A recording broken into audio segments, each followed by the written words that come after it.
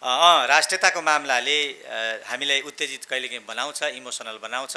तर मार्क्सवादी साथीहरूले, ऐतिहासिक भौतिकवादी साथीहरूले इमोसनलाई तथ्यका अन्तर्गत नै राख्नुपर्छ।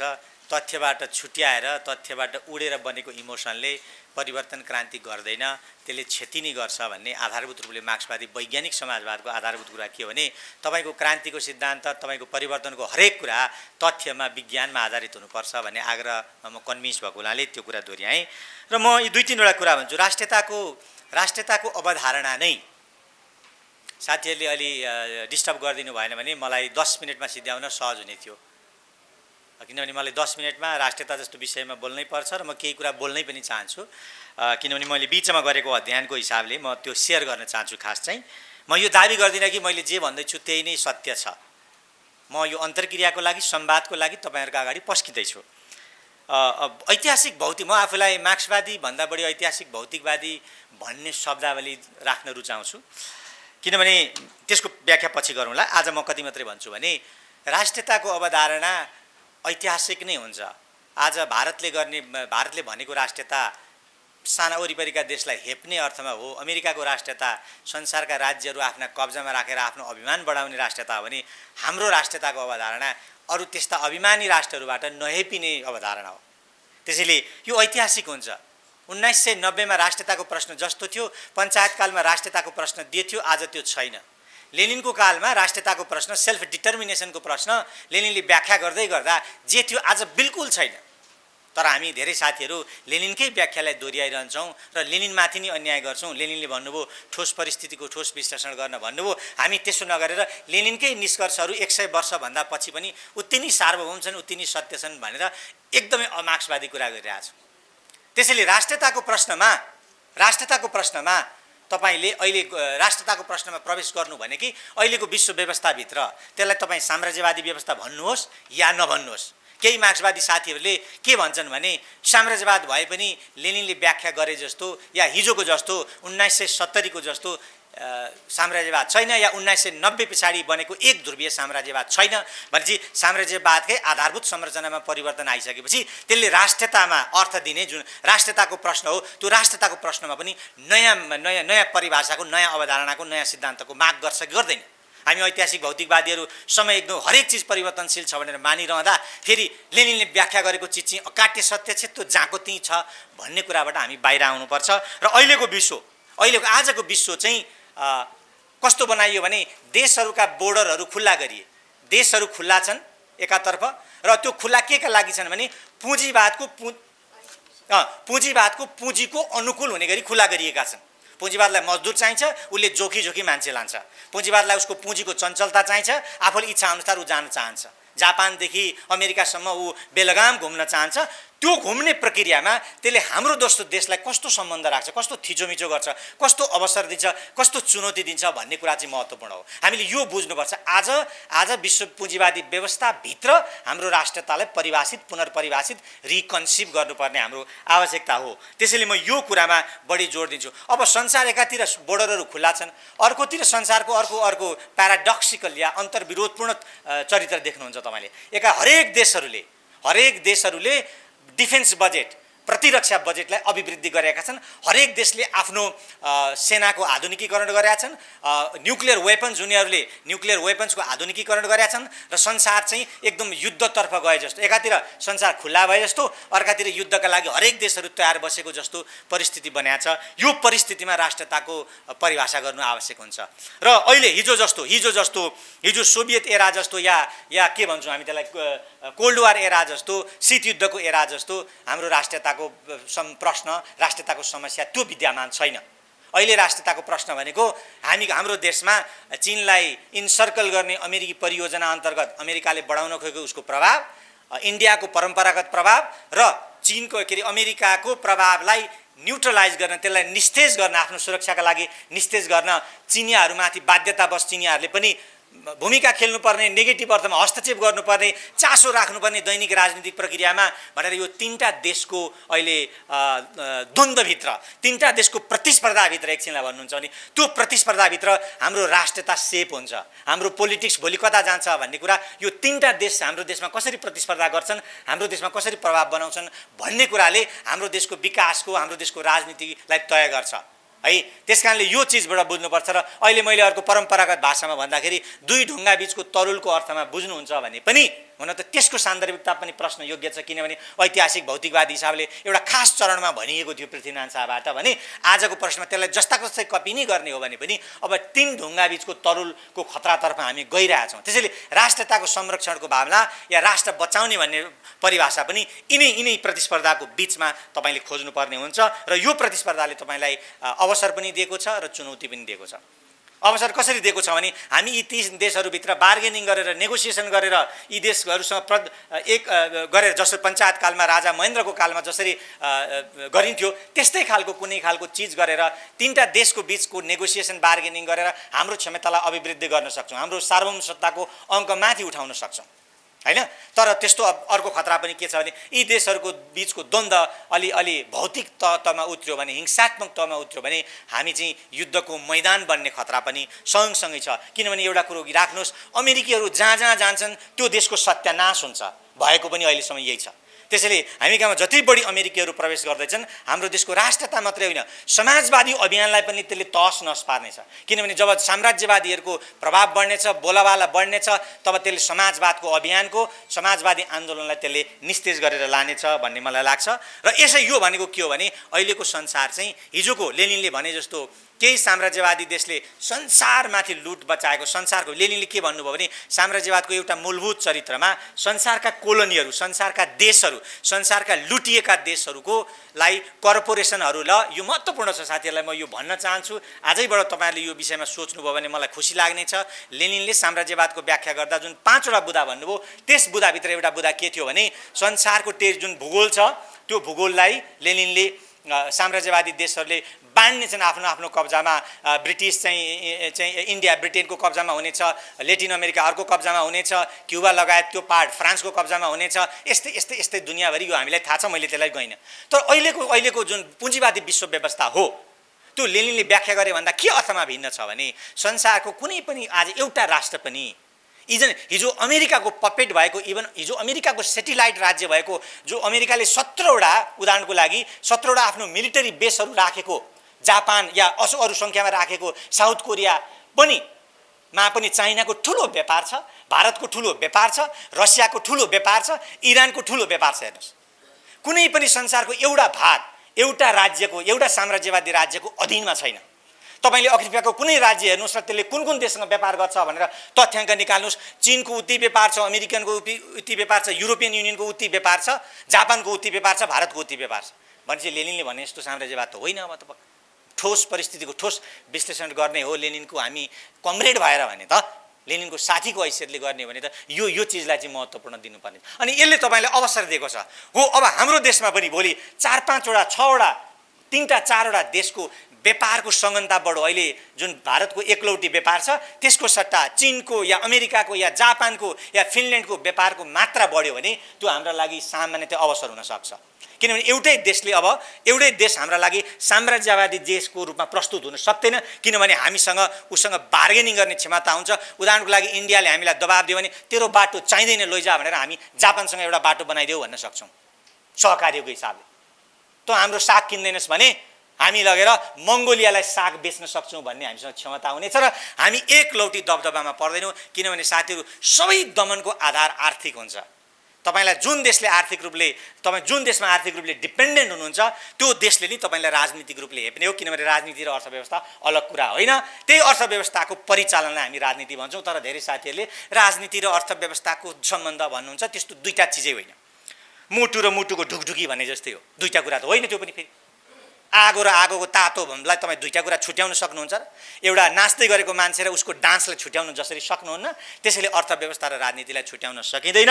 यो कुरा बुझ्यो भने चाहिँ अनि राष्ट्रियताको संरक्षण गर्न सकिन्छ, मलाई त्यो लाग्छ। र उत्तेजित नाराले या उत्तेजित कुराहरूले मात्रै अब राष्ट्रियताको संरक्षण गर्न सक्दैन। वैज्ञानिक हिसाबले हुनुहुन्छ भने अहिलेको विश्व व्यवस्थालाई बुझेर विश्व व्यवस्थाभित्र हामी कहाँ छौँ भन्ने कुरालाई बुझ्नुभयो भने मात्रै हामी यो बिचमा गर्न सक्छौँ। अहिलेको राष्ट्रियताको प्रश्न यो होइन 60 लाख मान्छे किन खाडीमा छ भन्ने प्रश्न राष्ट्रियताको प्रश्न हो नि। त्यो किन छ भने 1990 पछाडि संसारमा विकास भएको उदारवादी व्यवस्थाका कारणले त्यो त्यहाँ छ। हाम्रो नेता बेइमान भयो त्यस कारणले त्यहाँ छैन। त्यो हाम्रो नेता अकर्मण्य छ त्यस कारणले त्यो त्यहाँ छैन। यो हामीले बुझ्ने नि यो अहिले पपुलिस्ट कुरा के छ भने एउटा नेताको अनुहार देखाएर यही पापीले गर्दा हाम्रा 60 लाख युवा उहाँ उहाँ हुन् भन्ने सजिलो व्याख्या गर्ने पपुलिस्ट प्रचारमा हामी लाग्नु हुँदैन। पुँजीवादी व्यवस्थाभित्र त्यो 60 लाख त्यहाँ जानु अनिवार्य थियो। त्यो जान्छ त्यो तपाईँले रोक्नै सक्नुहुन्न। मार्क्सको शिक्षा यही हो। अर्थव्यवस्थाका जुन नियमहरू छन् त्यो नियम तपाईँका इच्छाले परिवर्तन हुँदैन। एउटा ठुलो नेता आएछ नैतिक नेता आएछ गौतम बुद्ध जन्मिनु भएछ भने पनि त्यो परिवर्तन हुनेवाला छैन यदि तपाईँ पुँजीवादी विश्व व्यवस्थाभित्र हुनुहुन्छ भने हैन। त्यसैले म यो यहाँ कुरा गर्दै गर्दा अहिलेको पुँजीवादी व्यवस्थाभित्र हाम्रो राष्ट्रियताको प्रश्नलाई हामी घोत्लिनुपर्छ र यसो भइसकेपछि अहिलेको विश्व व्यवस्थाभित्र राष्ट्रिय पुँजी र राष्ट्रियता पनि सँगसँगै जोडिएर आउँछ। अब राष्ट्रिय पुँजी भन्ने हिजोको हाम्रो परिभाषा हो, माओले बढी सिकाउनु भएको परिभाषा। त्यो परिभाषामा पुनर्परिभाषाको आवश्यकता छ। कुन पुँजी नेपालीले ओन गरेको पुँजी राष्ट्रिय पुँजी हुन्छ, त्यो राष्ट्रिय पुँजी चाहिँ राष्ट्रियताको लागि सहायक हुन्छ भन्ने भ्रमपूर्ण कुराबाट हामी मुक्त हुनुपर्छ। चीनले के प्रमाणित गर्यो भने अमेरिकाका ठुल्ठुला कम्पनीले जो त्यहाँ अपरेट गर्छन्, जहाँ इन्डस्ट्री खोलेका छन्, ती कम्पनीहरू चाहिँ चीनका लागि राष्ट्रिय पुँजीको रूपमा परिवर्तित भए। किनभने ती कम्पनीले उत्पादन गरेको नाफा, मजदुरलाई दिएको रोजगारी, त्यहाँ उपभोक्ता गरेको कच्चा पदार्थको प्रयोगको कारणले चीनको अर्थव्यवस्थालाई ज्वाट अगाडि लान चाहिँ घोडा दौडे जस्तो उडे जस्तो वायुपङ्खी घोडा उडे जस्तो लान सहयोग गर्यो। यद्यपि चीन आफ्नो गतिमा हिँड्दै थियो 80 मा। त्यो अमेरिकाहरू आएर मात्रै होइन, त्योभन्दा अगाडि ताइवानीजहरू आएर विकास सुरु भइसकेको थियो। विदेशको चाहिँ पहिलो चाहिँ ताइवानबाट आएको थियो, चीनमा अमेरिकाबाट आएको थिएन। त्यसैले यहाँ के भयो भने अब मलाई भन्नु न, एप्पलको कम्पनी जो अमेरिकामा छ र त्यो कम्पनी मार्फत चाइनाले भयङ्कर ठुलो लाभ लिएको छ, हजारौँ मान्छेलाई रोजगारी दिएको छ, करोडौँ खरबौँ रुपियाँको रिसोर्सेसहरू प्रयोग गरिएको छ, त्यसमार्फत भएको आयबाट व्यापार बढेको छ। अब त्यो पुँजी राष्ट्रिय हुन्छ कि अराष्ट्रिय हुन्छ? र मैले मार्क्सवादी हिसाबले राष्ट्रिय पुँजीको परिभाषा गर्न खोज्छु। मैले राष्ट्रियताकै कुरा मैले किन कम गरेँ आज भने मैले यो किन खोज्छु भने तपाईँले पुँजीका आधारमै कुनै चिजलाई परिभाषित गर्नुपर्छ। पुँजी नै आजको आधार हो, सार्वभौम चिज हो भनेपछि त त्यसका वरिपरि हामीले घुम्नुपर्छ। राष्ट्रियताको परिभाषा गर्नुहोस् या लिङ्गको प्रश्न गर्नुहोस् या जातको प्रश्नमा तपाईँ विचरण गर्नुहोस्, यो पुँजीभित्र छिर्नै पर्छ। अब मैले कसरी छिर्न खोजेको हो भने तपाईँले अहिले नेपालको नागरिकको कुनै पुँजी चाहिँ राष्ट्रिय पुँजी हुन्छ र विदेशीको पुँजी चाहिँ दलाल पुँजी हुन्छ या वैदेशिक पुँजी हुन्छ भने मलाई के लाग्छ भने अहिलेको ठोस परिस्थितिको ठोस विश्लेषणमा हामी प्रवेश गर्न चाहेनौँ। त्यस कारणले मैले फेरि पनि त्यो इक्जाम्पल भने, तर नेपालकै कुनै व्यापारीले एउटा यस्तो पुँजी सृजित गर्छ जसको नाफाको ठुलो हिसाब विदेश जान्छ, उसले यहाँ रोजगार पनि सृजना गर्दैन या थोरै गर्छ, कच्चा पदार्थको प्रयोग पनि गर्दैन या थोरै गर्छ भने त्यो नेपाली नागरिकै पुँजी पनि अब के हुन्छ? अराष्ट्रिय पुँजी हुन्छ। एकुमुलेसन, जुन पुँजीले नेपालमा एकुमुलेसन गर्छ, सङ्ग्रह गर्छ, पुँजीको पुनरुत्पादन गर्छ, जसरी एप्पलको कारणले चिनियाहरूलाई फाइदा भएको छ, अमेरिकी कम्पनीहरूको कारणले चिनको उद्यमशीलता बढेको छ, त्यसले ती सबै कम्पनीहरू अहिले चिनका राष्ट्रिय पुँजी, पुरानो परिभाषामा राष्ट्रिय पुँजीको रूपमा काम गरिरहेछन्। किनभने चिनको उद्यमशीलतालाई तिनले उठाएका भएपछि अब तपाईँले राष्ट्रिय पुँजीको परिभाषा पनि हिजोको जस्तो स्वामित्वमा नहेरेर अब हामीले त्यो पुँजीले एकुमुलेसन सङ्ग्रह नेपालभित्र गर्छ कि बाहिरपट्टि गर्छ भन्ने आधारभूत मार्क्सवादी परिभाषाका आधारमा गर्नुभयो भने त्यो राष्ट्रिय पुँजी चाहिँ तपाईँको राष्ट्रियताको संरक्षणबाट अगाडि आउला, नभए आउँदैन। त्यसैले अहिले एप्पल के चाहन्छ भने अमेरिका र चिनको झगडा नहोस् भन्ने चाहन्छ। भनेपछि अमेरिका चिनको झगडा नहोस्, चिनलाई हमला गर्नु हुँदैन, चिनसँग झगडा गर्नु हुँदैन भन्ने लबीमा एप्पल छ, नाइकी छ, अर्को छ, ठुल्ठुला कम्पनीहरू त्यहाँ छन्। किनभने त्यसले उनीहरूको व्यापारलाई ध्वस्त बनाइदिन्छ भोलि चिन र अमेरिकाको झगडा भयो भने। त्यो ध्वस्तबाट बच्न पनि उनीहरू अमेरिकी राज्यलाई पनि आफ्नो राज्य ठान्छन्, जसलाई अहिले नयाँ मार्क्सवादी र केही गैर मार्क्सवादी साथीहरूले मल्टिनेसनल क्यापिटलिजम भन्नुहुन्छ। एउटा एप्पलको कम्पनी जुन देशमा छ, एप्पलको धर्म के हुन्छ भने त्यो देशको राष्ट्रियताको पक्षमा उसले उभिनै पर्छ। ल हेर्नुहोस् राष्ट्रियताको मामला कसरी रूपान्तरित भएको छ भन्दै म अब यो मेरो मैले यसलाई म नयाँ कुरा मौलिक कुरा भनेर धेरै प्रचार गर्न चाहन्न, तर मेरो केही समयको अध्ययनबाट मैले यो बुझेको छु। साथीहरूले यसलाई छलफल गर्नको लागि दिमागमा मन्थिनु होला। यो छलफल आजै समाप्त हुँदैन। अब राष्ट्रियताको विषयमा, पुँजीको विषयमा, विश्व व्यवस्थाको विषयमा मैले 10 मिनटमा तपाईँलाई कति पो भन्न सक्छु। यो मल्टिनेसनल्स कम्पनीहरूको ले सम्बन्धित मुलुकको राष्ट्रियताको रक्षा गर्छन् किनभने उसको आफ्नो व्यापारको स्वार्थको लागि। जस्तो उहाँले एप्पलको उदाहरण दिनुभयो अथवा अरू कुनै मल्टिनेसनल अमेरिकन कम्पनीहरूले जहाँ चीनमा काम गरिरहेछन्, अहिले चीनमा युद्ध चीन र अमेरिकाको बीच द्वन्द्व नहोस् भनेर मिलाउने काम गरिरहेछन्। अहिले यो भर्खरै मात्र त्यो चाहिँ चीनमा इलन मस्क, त्यो संसारको 100 भन्दा धनी मध्येको एकजना भर्खर भ्रमण गर्नुभयो र त्यो चीनको राष्ट्रपतिसँग भ्रमण गरेको अघिल्लो दिन र भ्रमण गरेको पछिल्लो दिन चाहिँ 2 दिनको बीचमा त्यो कम्पनीले चाहिँ 36 अर्ब डलर कमाएछ। एउटा कम्पनीले अमेरिकन चिनिया राष्ट्रपतिसँग बैठक मात्रै गरेको, अरू के पनि गरे होइन। आएर बस्यो, उहाँसँग राष्ट्रपतिसँग सँगै बसेको फोटो सार्वजनिक भयो, उसले भनेका केही कुराहरू 1-2टा सार्वजनिक भयो होलान्। अब भित्र पस्दाखेरि भन्दा राष्ट्रपतिसँग बैठक गरेर बाहिर निस्कँदाखेरि 36 अर्ब डलर कमाएछ। त्यो 36 अर्ब डलर भनेको झन्डै नेपालको कुल गारस्थे उत्पादन जति हो। अहिले नेपालको जति कुल गारस्थे उत्पादन छ त्यति बराबरको पैसा चाहिँ उसले चुड्कीका भरमा कमाइदियो। अब त्यो फोटो खिचेको भरमा कमाइदियो मल्टिनेसनल कम्पनीहरूले। त्यसकारण त्यो मल्टिनेसनल कम्पनीले पैसा कमाउने बेलामा कुनै उत्पादन शक्तिको विकास गरेर कमा पनि होइन। त्यसले कुनै त्यो पुँजीलाई चाहिँ यो उत्पादनमूलक क्षेत्रमा लगानी गरेर कसैलाई थप रोजगारी दिएर कमाएको पनि होइन। कहीँ वेलफेयरमा कुनै सार्वजनिक हितमा लगाएर कुनै गरिबी निवारणमा लगाएर कमाएको पनि होइन। के गरेर कमायो त भन्दा यो एक किसिमको सौदाबाजी सट्टेबाजीमा संसार पुँजीवाद अडेको छ, त्यसको आधारमा कमायो। त्यो कहाँबाट कमायो त त्यसो भए? हो तपाईँ हामी जस्ताको मनोविज्ञानबाट कमाएको, तपाईँ हामी जस्ता मान्छेको पैसा। हाम्रो पनि केही हिस्सा चाहिँ, हाम्रो कमाइको केही हिस्सा पनि त्यहाँ गयो, उसकोमा थुप्रियो। अब थुप्रियो भन्नुको मतलब के भयो भने हामी चाहिँ अब यो आर्थिक सामर्थ्यको हिसाबले हामी अलिकति कमजोर भयौँ। जम्मै तपाईँ हामी जस्ता नेपालका 3 करोड मान्छेहरू र 3 करोड मान्छे आर्थिक हिसाबले अलिकति कमजोर भएको त्यो अलिकति जोडिएर एक्लै त्यो इलन मस्कको खातामा अथवा पुँजीमा उसको कर्पोरेसन्समा जम्मा भयो। त्यसकारण यो मल्टिनेसनल्स कम्पनीहरूले क्षणभरमा तपाईँ हामीलाई गरिब र तपाईँ हामीलाई धनी बनाइदिन्छन्।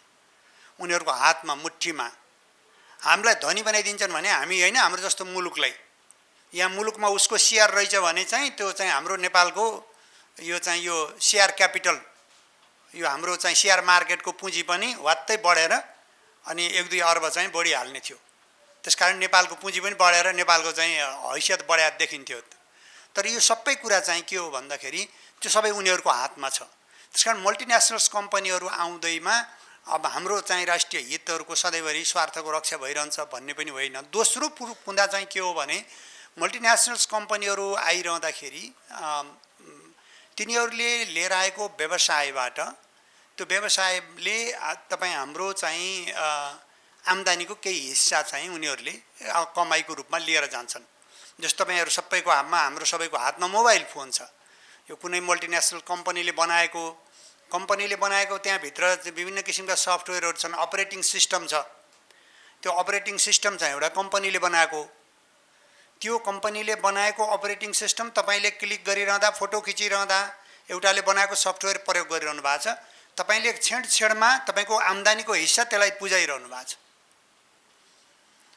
मैले चाहिँ के भन्ने गर्थेँ भने म जन्मिँदाखेरि अनि मैले मेरो कमाइको कुनै पनि हिस्सा माइक्रोसफ्ट कम्पनीलाई तिर्नु पर्थेन। तर मेरो छोरा जन्मिँदा माइक्रोसफ्ट कम्पनीलाई उसले कमाइको केही हिस्सा जिन्दगीभरि तिर्ने गरी जन्मेको। तर मेरो नाति जन्मिएको छैन, अब जन्मिने बेलामा त्यस्ता माइक्रोसफ्ट जस्ता 100वटा कम्पनी 150वटा कम्पनीलाई उसको कमाइको हिस्सा अलरेडी बन्धक भइसक्यो। ऊ मर्ने बेलासम्म, जन्मेदेखि मर्ने बेलासम्म जति दुःख गरेर घोटेर पिलाएर कमाइरहन्छ त्यो ती कम्पनीहरूले निरन्तर तपाईँको दोहन गरिरहन्छन्, लगेकै गर्छन्। हिजो गाउँघरमा खाना नभएको मान्छेले पनि मोबाइलमा कति पैसा खर्च गरिरहेको छ। त्यो खर्च गरिरहेको पैसा हामीले दूरसञ्चार कम्पनीले लगाएको छ भनिरहेछौँ। त्यो कम्पनीले लगेको पैसामध्ये ठुलो हिस्सा विदेश गइरहेछ। त्यसकारण हाम्रो मल्टिनेसनल्स कम्पनीको माध्यमबाट हाम्रो श्रम, हाम्रो मेहनत, हाम्रो पुँजी, हाम्रो क्षमता, हामीले कमाइरहेको, हामी बन्धक बनिरहेको भनौँ न, उनीहरूको प्रविधिमाथि हामी चाहिँ बन्धक बनिरहेको अवस्था चाहिँ निरन्तर विदेश गइरहेको छ र त्यसले हामीलाई चाहिँ निरन्तर उनीहरूमाथि परनिर्भर बनाउँदैछ। परनिर्भर मात्रै होइन, अब यसले त हाम्रा विभिन्न खालका गोप्य सूचनाहरू पनि लगिरहेको छ। तपाईँ हाम्रो निजत्व, तपाईँ हाम्रो व्यक्तिगत स्वार्थ, त्यो तपाईँ हाम्रो व्यक्तिगत स्वार्थ, राष्ट्रिय स्वार्थसँग सम्बन्धित विषय पनि लगिरहेको छ। मेरो बारेमा म आफैलाई जति जानकारी छ त्योभन्दा धेरै जानकारी चाहिँ कुनै एउटा मल्टिनेसनल्स कम्पनीलाई छ। यो चाहिँ दूरसञ्चार कम्पनी को यो मेरो मोबाइलको सफ्टवेयर चलाउने कुनै एउटा कम्पनीलाई छ, अथवा मैले चलाउने फेसबुकको मेटालाई, अथवा चाहिँ त्यो ट्विटर एक्स भन्छ अहिले, त्यसलाई छ। अहिले उसको हातमा छ मेरो सूचना, किनभने मैले 3 दिन पहिला के भने मेरो दिमागमा छैन, बिर्सिसकेँ। मैले यहाँ के बोलिरहेको छु, बाहिर गएपछि त मैले 2-4 वटा कुराहरू मात्रै मेरो दिमागमा बस्छ। तपाईँहरूको दिमागमा पनि एउटा दुईटा कुरा मात्रै बस्छ, तर त्यसको दिमागमा मैले बोलेको हरेक अक्षर, हरेक शब्द सबै बस्छ र ती शब्दहरूलाई खेलाएर चलाएर अनि मेरो विरुद्धमा मैमाथि प्रयोग गर्न पनि सक्छ त्यो कम्पनीले। उनीहरू अहिले त्यसरी तयार भइरहेका छन्। त्यसकारण अहिले राष्ट्रको राष्ट्रियताको कुरा मात्रै होइन, व्यक्तिको सार्वभौम अधिकारमाथि पनि मल्टिनेसनल्स कम्पनीहरूको एक छत्र अधिकार छ। अब ती मल्टिनेसनल्स कम्पनीहरूलाई अब शक्ति राष्ट्रहरूले कजाइरहेका छन्।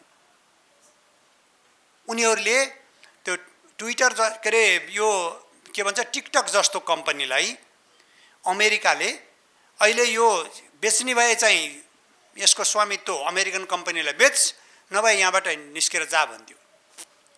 मल्टिनेसनल्स कम्पनीहरूले कुनै बेला अब चीनको इन्ट्रेस्टको वकालत गर्न चाह्यो भने अमेरिकाले चाहिँ त्यो मल्टिनेसनल्स कम्पनीलाई कोल्याप्स गराइदिन पनि सक्ने भयो, बन्द पनि गराइदिन सक्ने भयो। त्यसकारण अब उनीहरूको हातमा जति मल्टिनेसनल्स कम्पनीहरू पावरफुल हुँदै गइरहेछन्, ती मल्टिनेसनल्स कम्पनीको मेजर स्टेक, मुख्य चाहिँ उसको अब पुँजी सम्पत्ति भइरहेको ठाउँमा चाहिँ त्यो त्यहाँको सरकारले चाहिँ त्यसलाई नियन्त्रण गरिरहन्छ।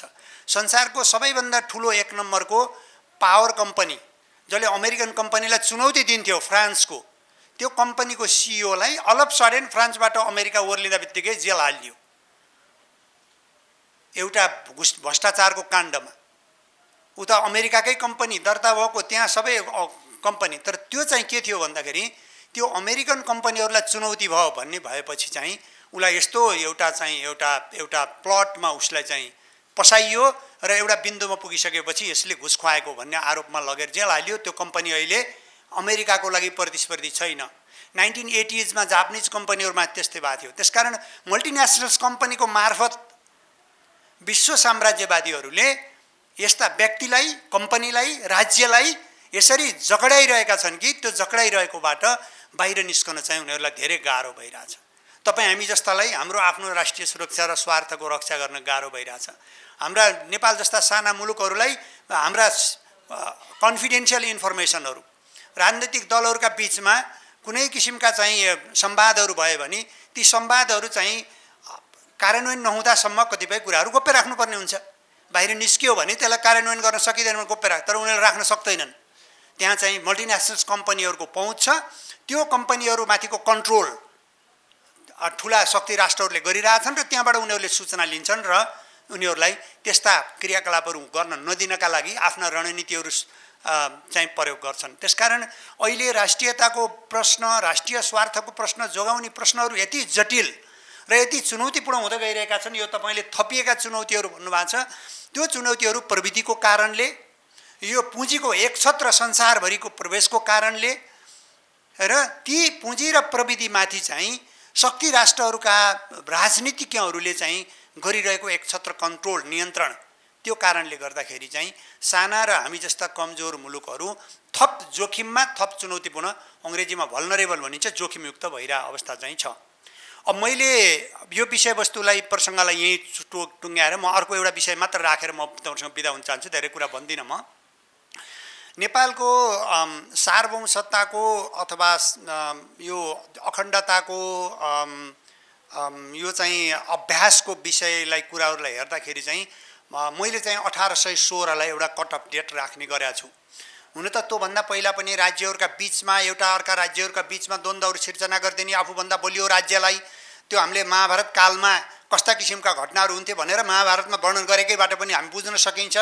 विभिन्न हाम्रा पौराणिक कालखण्डदेखि लिएर हाम्रै इतिहासमा लिच्छवी काल, मल्ल कालमा एक राजा एउटा राज्य र अर्को राज्यको बिचमा चाहिँ झगडा भइरहने, सम्बन्ध के अरे त्यो आफ्नो सिमाना विस्तारका लागि लडाइँ झगडाहरू भइरहने, त्यो क्रम चाहिँ 15औं 16औं शताब्दीतिर आएपछि युरोपमा चाहिँ अहिलेका जस्तै खालका चाहिँ सोभरेन राष्ट्रहरूको सिमानामा चाहिँ को निर्धारण गर्ने कुराहरू, एउटा राष्ट्रले अर्को राष्ट्रसँग सम्बन्ध राख्ने विषयहरू अगाडि बढ्दै जाँदाखेरि नेपाल पनि एकीकरणको चरणमा जाने क्रममा चाहिँ एकीकरणकै चरणमा जाने बेलामा पनि यो ब्रिटिस राज्यले नेपाल सानसाना टुक्रा भयो भने चाहिँ यो राष्ट्र रहिरहन सक्दैन, यसलाई त खाइदिइहाल्छ।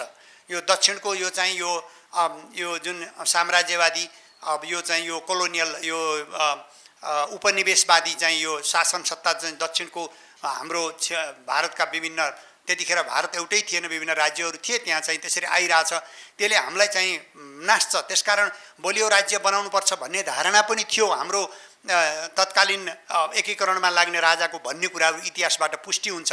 त्यसलाई हामीले मान्दाखेरि हामी राजावादी भइरहनु पर्दैन, पृथ्वीनारायण शाहको वकालत गरेको भन्ने ठर्दैन, त्यो उसको दिमागमा त्यो पनि थियो। त्यो थियो भन्ने कुरा चाहिँ अङ्ग्रेजी सेनाले काठमाडौँको राजालाई सपोर्ट गर्न आउँदाखेरि चाहिँ सिन्धुलीगढीमा गएर अङ्ग्रेजको सेनालाई त्यहीँ रोकेर उता धपाइदिएर बल्ल काठमाडौँमाथि आक्रमण गरेको। काठमाडौँको राजाले त अङ्ग्रेज सेना मलाई पृथ्वीनारायण शाहले आक्रमण गर्न थाल्यो, त्यसकारण ल तिमी जोगाउन आऊ, नत्र भने मेरो जाने भयो भनेर उसले औपचारिक रूपमा चिठी लेखेर ब्रिटिस सेनाहरूलाई इन्भाइट गरेको थियो। गर्दाखेरि तिनीहरू चाहिँ सिन्धुलीको बाटो हुँदै आउँदा त्यो कुरा गोर्खाली फौजहरूले थाहा पाएपछि मकवानपुरको बाटो हुँदै गोर्खाको गढीमा गएर उनीहरूलाई त्यहाँबाट धपाएपछि त्यसपछि काठमाडौँ आक्रमण गरेको। त्यसको अर्थ के हो भने काठमाडौँमा नेपालमा दक्षिणतर्फको साम्राज्यवादी शक्तिको विस्तारलाई रोक्नका लागि पनि त्यो एकीकरण अभियान चलाइएको थियो भन्ने कुराले पुष्टि हुन्छ। इतिहासको तथ्यलाई हामीले जस्ताको तस्तै बुझ्नुपर्छ। त्यसरी गरिएको एकीकरणको क्रममा 1816 मा चाहिँ हामी एउटा असमान सन्धिबाट यो चाहिँ तत्कालीन यो इस्ट इन्डिया कम्पनी र नेपाल बीच भएको असमान सन्धिबाट हाम्रो चाहिँ राष्ट्रियता, राष्ट्रिय त्यो सार्वभौम अधिकार चाहिँ अलिकति खुम्च्यो। त्यो खुम्चिएपछि निरन्तर हाम्रो सत्तामा बस्नेहरूलाई अब त्यतिखेरका चाहिँ औपनिवेशवादी शक्तिहरू, पछिका साम्राज्यवादी शक्तिहरू, क्षेत्रीय प्रभुत्वशाली शक्तिहरू, विस्तारवादी शक्तिहरू, उनीहरूले कसले गरे भनेर म यहाँ अहिले व्याख्या गरेर अहिले यो सम्भव छैन। तर हामी इतिहास पढ्ने मान्छेहरूलाई थाहा छ कसले इतिहासको कुन कालखण्डमा नेपालको सार्वभौम सत्तामाथि सधैँभरि चाहिँ उनीहरूले दावा गरिरहे, धावा बोलिरहे। 1817 पछि त्यसका लागि उनीहरूले यहाँको राज्य सत्तालाई कमजोर बनाउनका लागि 1816 को सगौली सन्धिको माध्यमबाट नेपालको राज्य सत्ताभित्र उनीहरू औपचारिक रूपले प्रवेश गरे। उनीहरूका ब्रिटिस रेजिडेन्सका सल्लाहकारहरू यहाँ बस्ने र राजालाई चाहिँ उनीहरूले सल्लाह दिने, राज्य सत्ता सञ्चालनमा सल्लाह दिने र राज्य सत्ता सञ्चालनमा सल्लाह दिँदा नमान्ने अथवा त्यसको अवरोध गर्न खोज्ने राजाहरूलाई यहाँ उनीहरूले बच्चैमा सिद्ध्याइदिए। यहाँ चाहिँ उनीहरूका बीचमा द्वन्द्व चर्काइदिएर कसैलाई उनीहरूको आफ्नै कारणबाट बाहिर भाग्ने अवस्था बनाइदिए र उनीहरू एकछत्र रूपमा चाहिँ शासन सत्तामा खेलिरहे। त्यो राणा शासन कालमा रह्यो। राणा शासन कालका पछिका इतिहासहरू पनि तपाईँले पढ्नुभयो भने त्यसको निरन्तरता बढ्दै गएर चाहे 1990 को उसको बेला भन्नुहोस्, चाहे 62-63 को आन्दोलन पछाडिको कुरा गर्नुहोस्, चाहे यो सङ्घीय संविधान बनिसकेको पछि कुराहरू गर्नुहोस्, आन्दोलन गर्ने बेलामा नेपालीहरूले आफ्नै बलबुत्तामा नेपालीहरू सोझा सिधा नेपालीहरूले हाम्रो राष्ट्रियताको रक्षाको लागि, स्वाधीनताका लागि, सार्वभौम सत्ताको रक्षाका लागि अनि यो हाम्रो आर्थिक समृद्धिका विकासका लागि हाम्रो आफ्नै निर्णय गर्ने अधिकार आफैमाथि राखौँ, आफ्नो राष्ट्रको भाग्य र भविष्यमाथि निर्णय गर्ने अधिकार आफै राखौँ भनेर लडेर एउटा बिन्दुमा पुगेर, एउटा सम्झौतामा पुगेर अथवा एउटा अवस्थामा पुगेर त्यो आन्दोलनलाई चाहिँ बिसाए। तर बिसाइसकेपछिको अवस्था चाहिँ के भयो भने सधैँभरि त्यो चाहिँ चाहे हामीले त्यसलाई बाह्य विस्तारवादी शक्ति भनौँ, चाहे साम्राज्यवादी शक्ति भनौँ, या चाहिँ क्षेत्रीय प्रभुत्वशाली शक्तिहरू भनौँ, तिनीहरूको इन्ट्रेस्ट स्वार्थमा चाहिँ निरन्तर हाम्रो राज्य सत्ता चाहिँ जकडियो, पस्यो, झन बिस्तारै फस्दै गयो। त्यो क्रम चाहिँ अहिलेसम्म रोकिएको छैन। त्यसकारण हाम्रो लागि चुनौती चाहिँ के हो भने यसरी खस्किँदै गएको राष्ट्रिय स्वार्थको रक्षा गर्ने हैसियत, राज्यको रक्षा गर्ने हैसियत कसरी जोगाउन सकिन्छ? त्यो जोगाउनका लागि एउटै मात्रै उपाय छ। त्यो उपाय अघि खगेन्द्रजीले भने जस्तो उग्र नारा दिएर, फलाना मुर्दाबाद भनेर, जिन्दाबाद भनेर होइन। हाम्रो राष्ट्रिय स्वार्थका आधारभूत चरित्रहरूको बारेमा हामीमा चाहिँ पहिला त राम्रोसँग विश्लेषण, बहस, अध्ययन र जानकारी हुनु पर्यो हामीसँग, पहिलो कुरा। दोस्रो, राजनैतिक शक्तिहरू, सबै राजनैतिक शक्तिहरूमा अब नेपालको यो चाहिँ राष्ट्रिय स्वार्थमाथि धेरै ठुलो चुनौतीहरू आए। यो चुनौती जोगाउन पर्छ। जोगाउनलाई म एक्लैले सक्दिनँ, एउटै कुनै राजनैतिक शक्तिले सक्दैन। त्यसकारण एकले अर्कोलाई गाली गरेर, एकले अर्कोलाई पर्गेलेर त चाहिँ फलानाको दलाल, त फलानाको दलाल, अब उनीहरू त खुसी हुन्छन् होला, साम्राज्यवादी अथवा विस्तारवादी अथवा यस्तो हामीलाई बनाउन चाहने, हामीलाई विभाजित गरेर हाम्रो राष्ट्रलाई कमजोर बनाएर हामीबाट स्वार्थ लिन चाहनेहरू त खुसी हुन्छन् होला। हामीले एउटा शक्तिले अर्को शक्तिलाई गाली गऱ्यौँ भने उनीहरूको स्वार्थ पुरा हुन्छ। हामीले भन्दा के भनिरहेको हुन्छौँ, हामी राष्ट्रियताको रक्षाका लागि लडेको भनिरहेको हुन्छौँ। तर हुन्छ के? हुन्छ चाहिँ के भन्दाखेरि उनीहरूको स्वार्थको हामी रक्षा गरिरहेका हुन्छौँ। किन रक्षा गरिरहेका हुन्छौँ भने उनीहरू हाम्रो शक्तिलाई, हामीभित्र भएको शक्तिलाई चाहिँ एकत्रित हुन नदिन, एकाकार हुन नदिन। मान्छेका कमी कमजोरीहरू हुन्छन्, अथवा दलका पनि सिद्धान्तका विचारका दृष्टिकोणमा कमी कमजोरीहरू हुन्छन् होला। तर आउनुहोस् हामी साझा मुद्दामा, साझा ठाउँमा बसौँ। न्यूनतम मुद्दामा त सहमति हुन सक्छ नि, हुन सक्दो रहेछ भन्ने कुरा त हाम्रो चाहिँ यो लिपुलेख कालापानीको विषयलाई चाहिँ हाम्रो संविधानको अनुसूचीमा हाल्दाखेरि त सबै एकै ठाउँ त आए त, हुन सक्दो त रहेछ त। त्यो तहको एउटा एकता त हुन सक्दो रहेछ। त्यो कुनै त्यो स्वैर कल्पना, एकदम चाहिँ यो अस्वाभाविक परिकल्पना त होइन रहेछ। त्यसकारण हाम्रा न्यूनतम राष्ट्रिय स्वार्थ र साझा स्वार्थका विषय के हुन् भन्ने बारेमा राजनैतिक दलहरूमा खुला र घनीभूत छलफल हुनु पर्यो। गोप्य छलफलले काम छैन। गोप्य छलफल भनेको षड्यन्त्रमा मात्रै हुन्छ। खुलै छलफल गर्नुपर्छ। हाम्रा स्वार्थ यी हुन् र ती स्वार्थमा समान धारणा राखेर राजनैतिक दलहरू न्यूनतम बिन्दुमा चाहिँ एकै ठाउँमा आउनुपर्ने हुन्छ। त्यो एकै ठाउँमा आइसकेपछि हाम्रा छिमेकी मुलुकहरू, हाम्रा अरू मित्र राष्ट्रहरूसँग व्यवहार गर्दा, सम्झौता गर्दा, समझदारी सहमति गर्दा हामीले के अरे तय गरेको जुन चाहिँ मार्गचित्र हो अथवा फ्रेमवर्क हो अथवा आधार हो, त्यही आधारलाई चाहिँ का बेसिसमा, त्यसैका त्यो चाहिँ सीमाभित्र रहेर उनीहरूसँग व्यवहार गर्ने, उनीहरूसँग सम्झौता गर्ने, उनीहरूसँग कुराकानी गर्ने। त्यो कुराकानी सम्झौता व्यवहार गर्ने क्रममा जो मान्छे आधिकारिक ढङ्गले सत्तामा बसेर त्यो व्यवहार गरिरहेको छ, त्यसलाई बाहिर बसेका शक्तिहरूले सघाउँदा त्यो बलियो हुन्छ।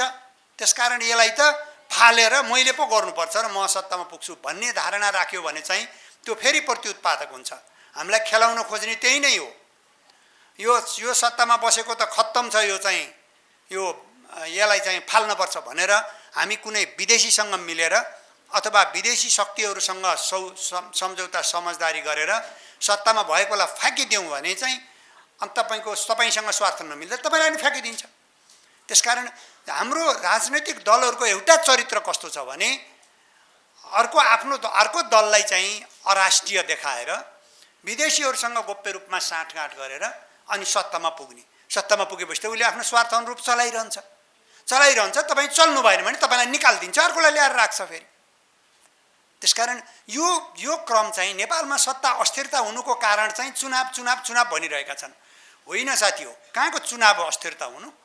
यो सोझै चुनाव गरेपछि यहाँ स्थिरता आउँछ। त्योभन्दा उहाँ अघि साथीले उदाहरण दिनुभयो, युक्रेनमा सोझै चुनाव गरे होइन, त्यहाँ त स्थिरता आउनुपर्ने। झन् किन युद्ध आयो त? किन आयो? अफ्रिकी मुलुकहरूमा चाहिँ अधिकांश मुलुकहरूमा राष्ट्रपतिको सोझै चुनाव हुन्छ। त्यहाँ किन त्यस्तो द्वन्द्व लडाइँ झगडा छ?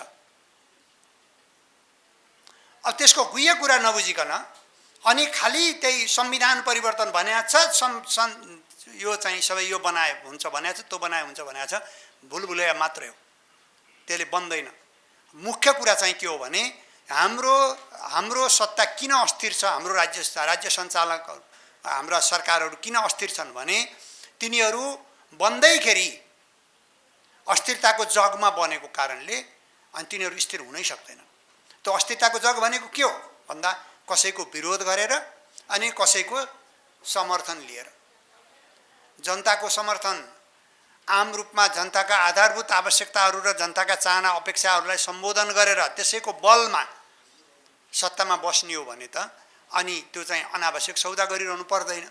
त्यसकारण यो बहुदलीय शासन व्यवस्थामा दलहरूमा एउटा न्यूनतम चरित्रको खाँचो पर्छ। त्यो भनेको के हो भने राष्ट्रिय स्वार्थको बिचमा सबै एक ठाउँमा आउने। त्यो राष्ट्रिय स्वार्थका पनि सबै विषय मोटामोटी एकदम मसिनो गरी होइन, मोटामोटी आधारभूत विषय मात्रै तय गरे पुग्छ। मोटामोटी आधारभूत विषय तय गरेर त्यो भित्र सबै दलहरू चाहिँ एकमत भएर बस्न सक्ने हो भने चाहिँ हामीले यस्ता चुनौतीहरू खेप्न सक्छौँ। चुनौतीहरू धेरै छन्। मैले दुईटा खाली प्रविधिले ल्याएको चुनौती, पुँजीले ल्याएको चुनौतीको बारेमा मैले तपाईँलाई उदाहरणसहित भने। तर त्यो पुँजी र प्रविधिसँगै सँगसँगै चाहिँ राज्यहरूले त्यो पुँजी र प्रविधिकै माध्यमबाट प्रभुत्व जमाउन खोजिरहेका राज्यहरूले आफ्ना स्वार्थहरू चाहिँ तिनैका माध्यमबाट तिनैका एजेन्टहरू मार्फत प्रयोग गरिरहने, अभ्यास गरिरहने भएको हुनाले हामी चाहिँ सतर्क हुनैपर्छ। अहिले हामी चाहिँ एकदमै अप्ठ्यारो अवस्थामा किन छौँ त भन्दाखेरि इतिहासमा सबभन्दा धेरै चुनौतीपूर्ण घडीमा अहिले हामी किन छौँ भन्दाखेरि जहिले पनि संसारमा उदाउँदो शक्ति र स्थापित अहिले भइरहेको शक्तिहरूको बिचमा चाहिँ उदाउँदो शक्तिलाई आउन नदिनका लागि स्थापित शक्तिले सधैँभरि चाहिँ आफ्ना हत्खण्डाहरू प्रयोग गरिरहन्छ। चीन एउटा उदाउँदो शक्तिको रूपमा आइरहेको छ र संयुक्त राज्य अमेरिका चाहिँ अहिले भइरहेको स्थापित शक्ति हो। उसले चीनलाई अगाडि आउन नदिनका लागि घोषित रूपमा आइरहेछ। त घोषित रूपमा भनिरहेको छ कि चीनलाई यसरी अगाडि जान दिनु हुँदैन, यसलाई यहीँ रोक्नुपर्छ, यो रोकेन भने चाहिँ हामीलाई विस्थापित गर्छ। यो हाम्रा पश्चिमी मूल्य मान्यताहरू चाहिँ संसारभरि यो चाहिँ यो यो वादी अर्थव्यवस्था के यसका चरित्रहरूमाथि चीनले चाहिँ धावा बोल्छ। त्यसकारण यसलाई रोक्नुपर्छ भने उनीहरूले भनिरहेका छन् त घोषित रूपमा।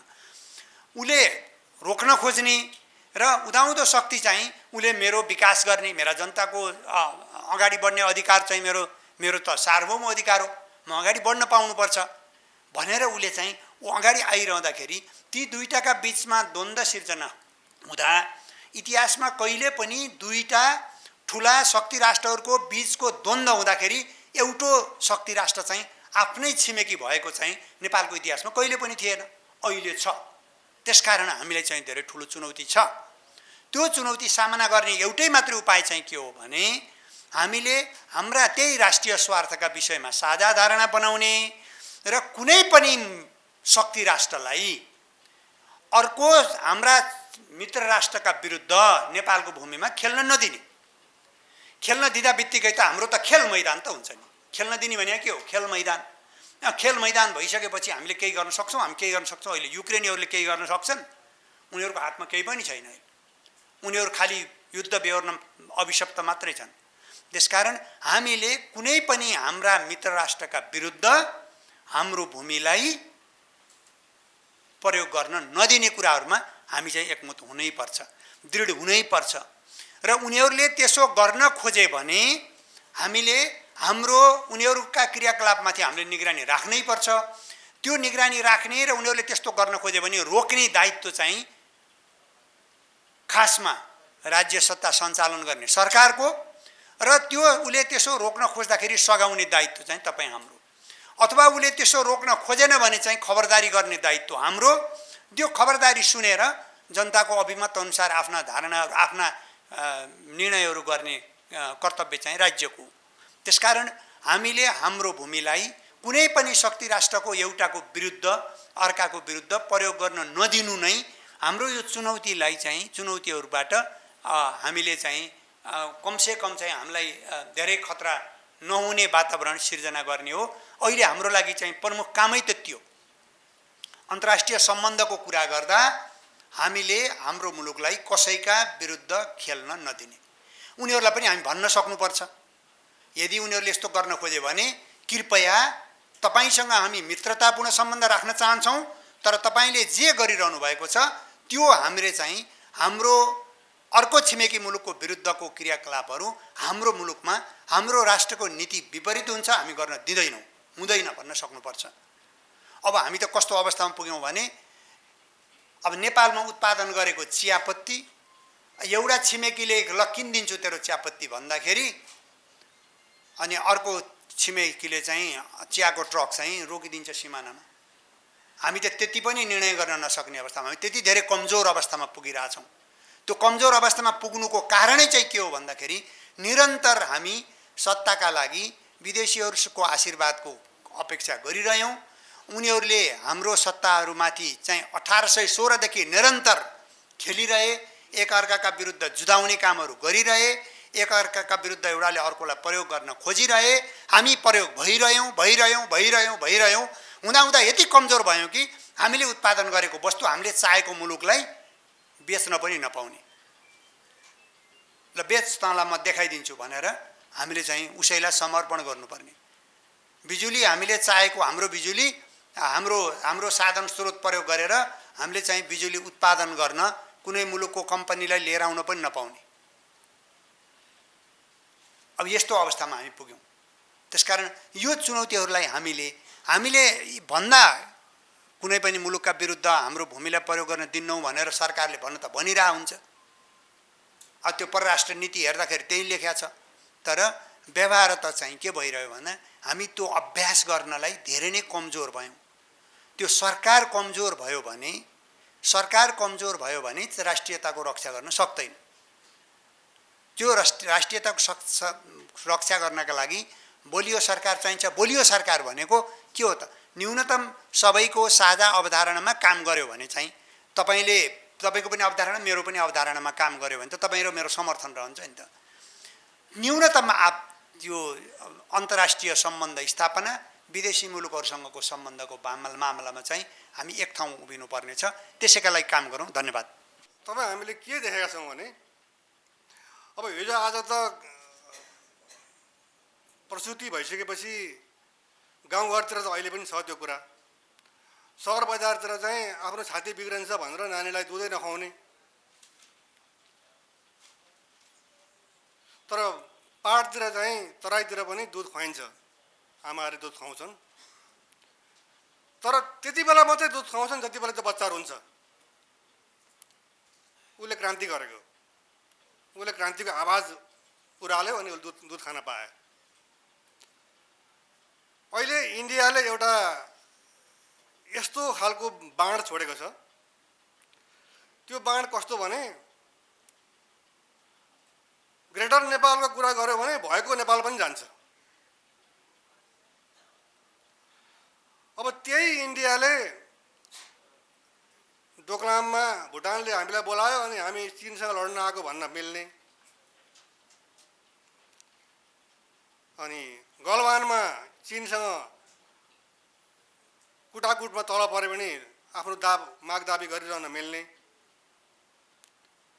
अनि पाकिस्तान र इन्डिया एक ठाउँ भेला भयो भने कश्मीरको इस्युमा कोही पनि सहमत हुँदैनन्। त्यो जायज छ उनीहरूको।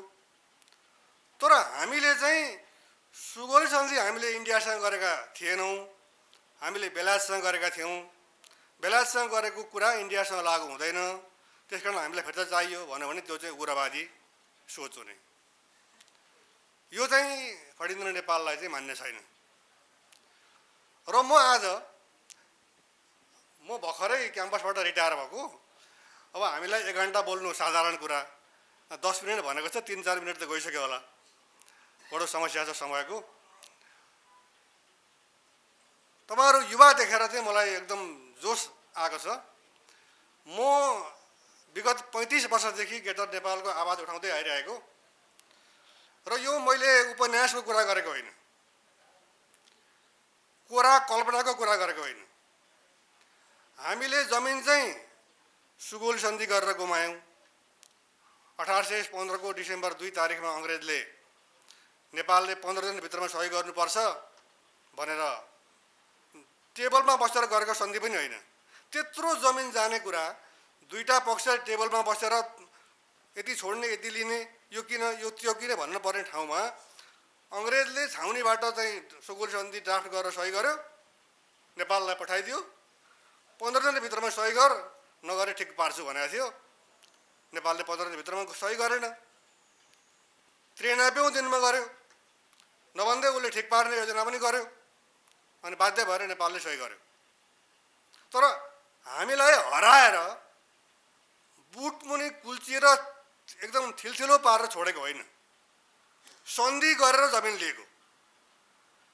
त्यो जमिन चाहिँ 1950 को जुलाई 31 तारिखको Indo Nepal peace and friendship ट्रिटीको आर्टिकल नम्बर 1 र 8 मा आर्टिकल 1 ले नेपाल र इन्डियाले दुवै मुलुकको आन्तरिक र बाह्य स्वतन्त्रतालाई स्वीकार र मन्जुर गर्छन्, आदर र सम्मान गर्छन् भनेको छ।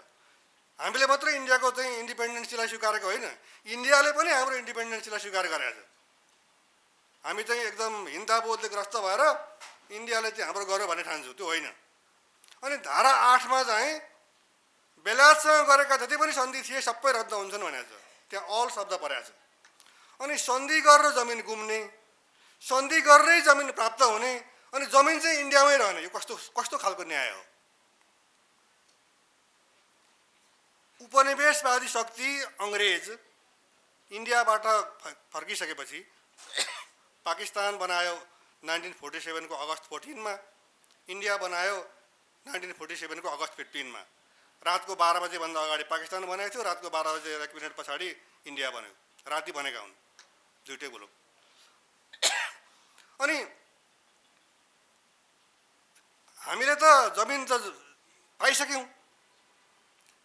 तपाईले एकछिनलाई मानिलिनुहोस्, तपाईहरुमध्ये कोही किसान हुनुहुन्छ होला, कोही किसानको छोरो हुनुहुन्छ होला, कोहीसँग ऋण लिनुभएको छ होला।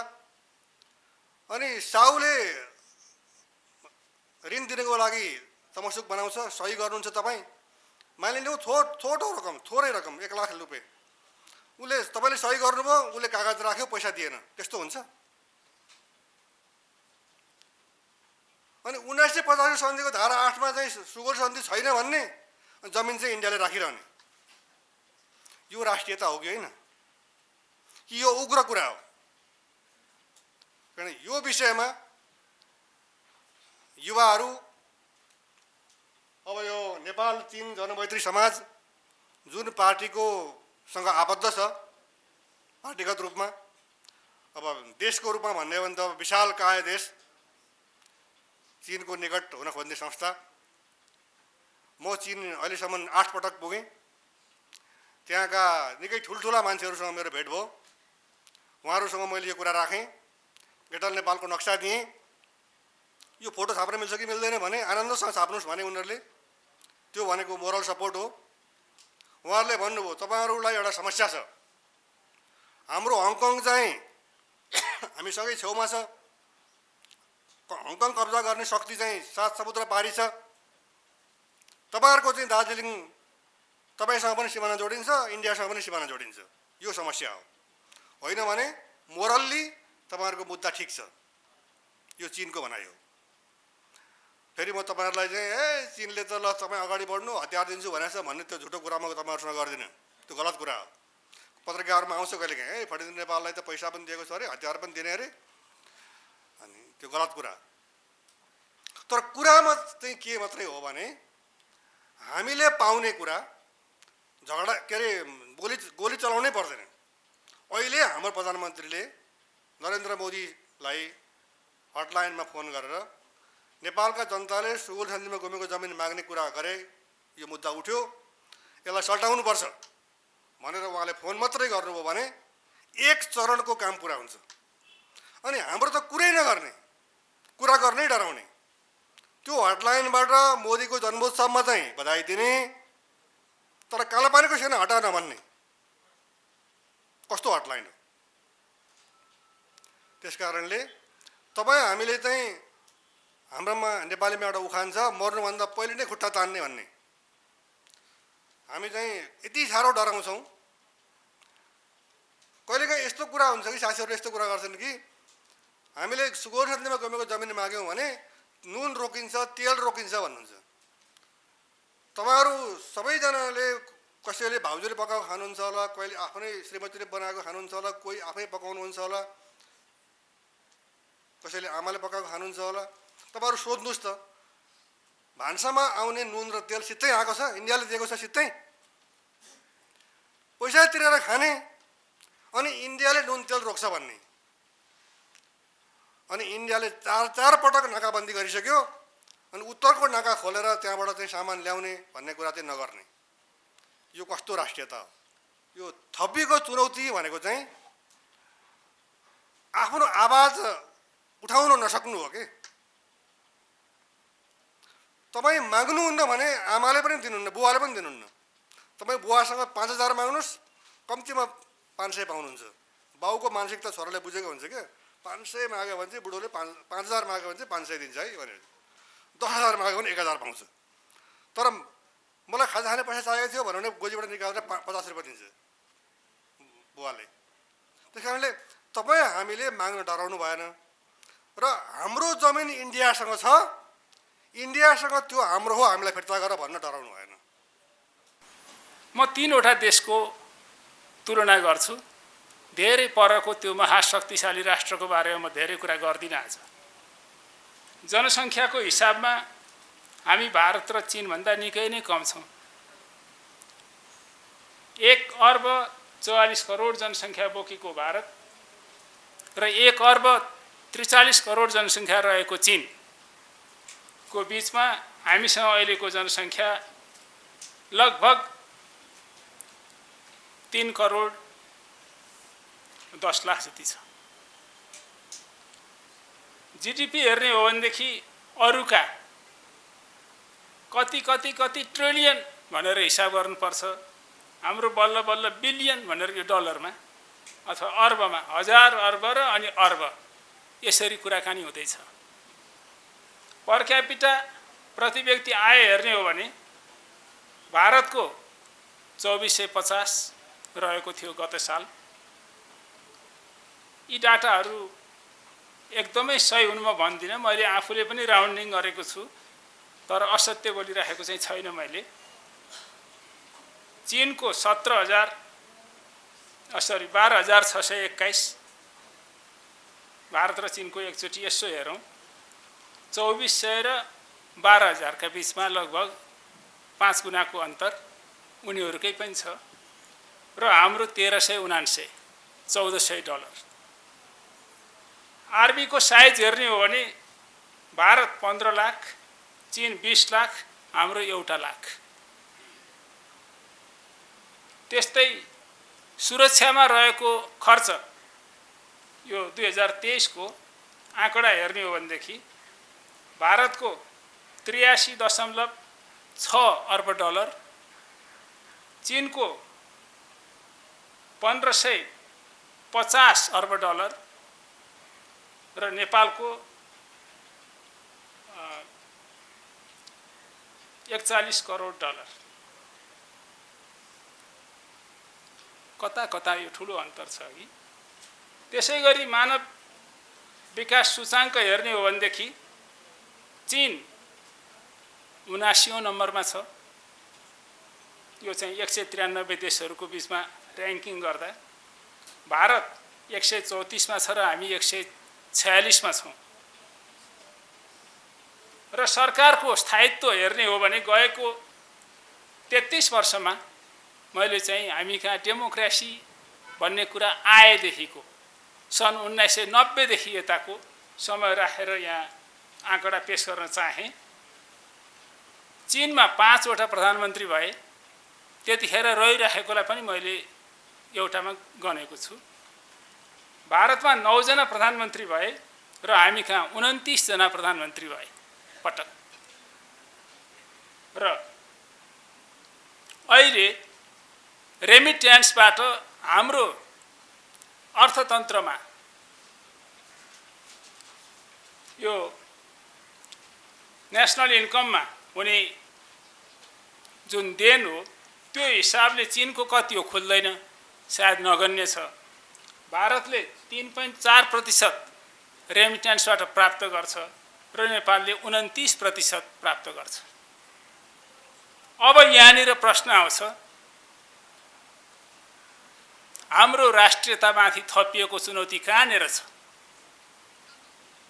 सोचेका छौँ? हामीले विभिन्न व्यवस्थाहरू अभ्यास गर्दै आउँदा हाम्रा सूचाङ्कहरू उकालो लाग्दैछन् कि त्यही ठाउँमा बस्दैछन् कि अझ ओह्रालो लाग्दैछन्? त्यसबाट हामीले चिन्तनमा केही कुरा सोच्नुपर्ने देखिन्छ। अहिले हाम्रो एउटा भाष्य बनिरहेको छ, पैसा जति सबै नेपालीले विदेश लगे, सुन बनाएर लगे, डलर बनाएर लगे, यो क्रिप्टो करेन्सी बनाएर लगे।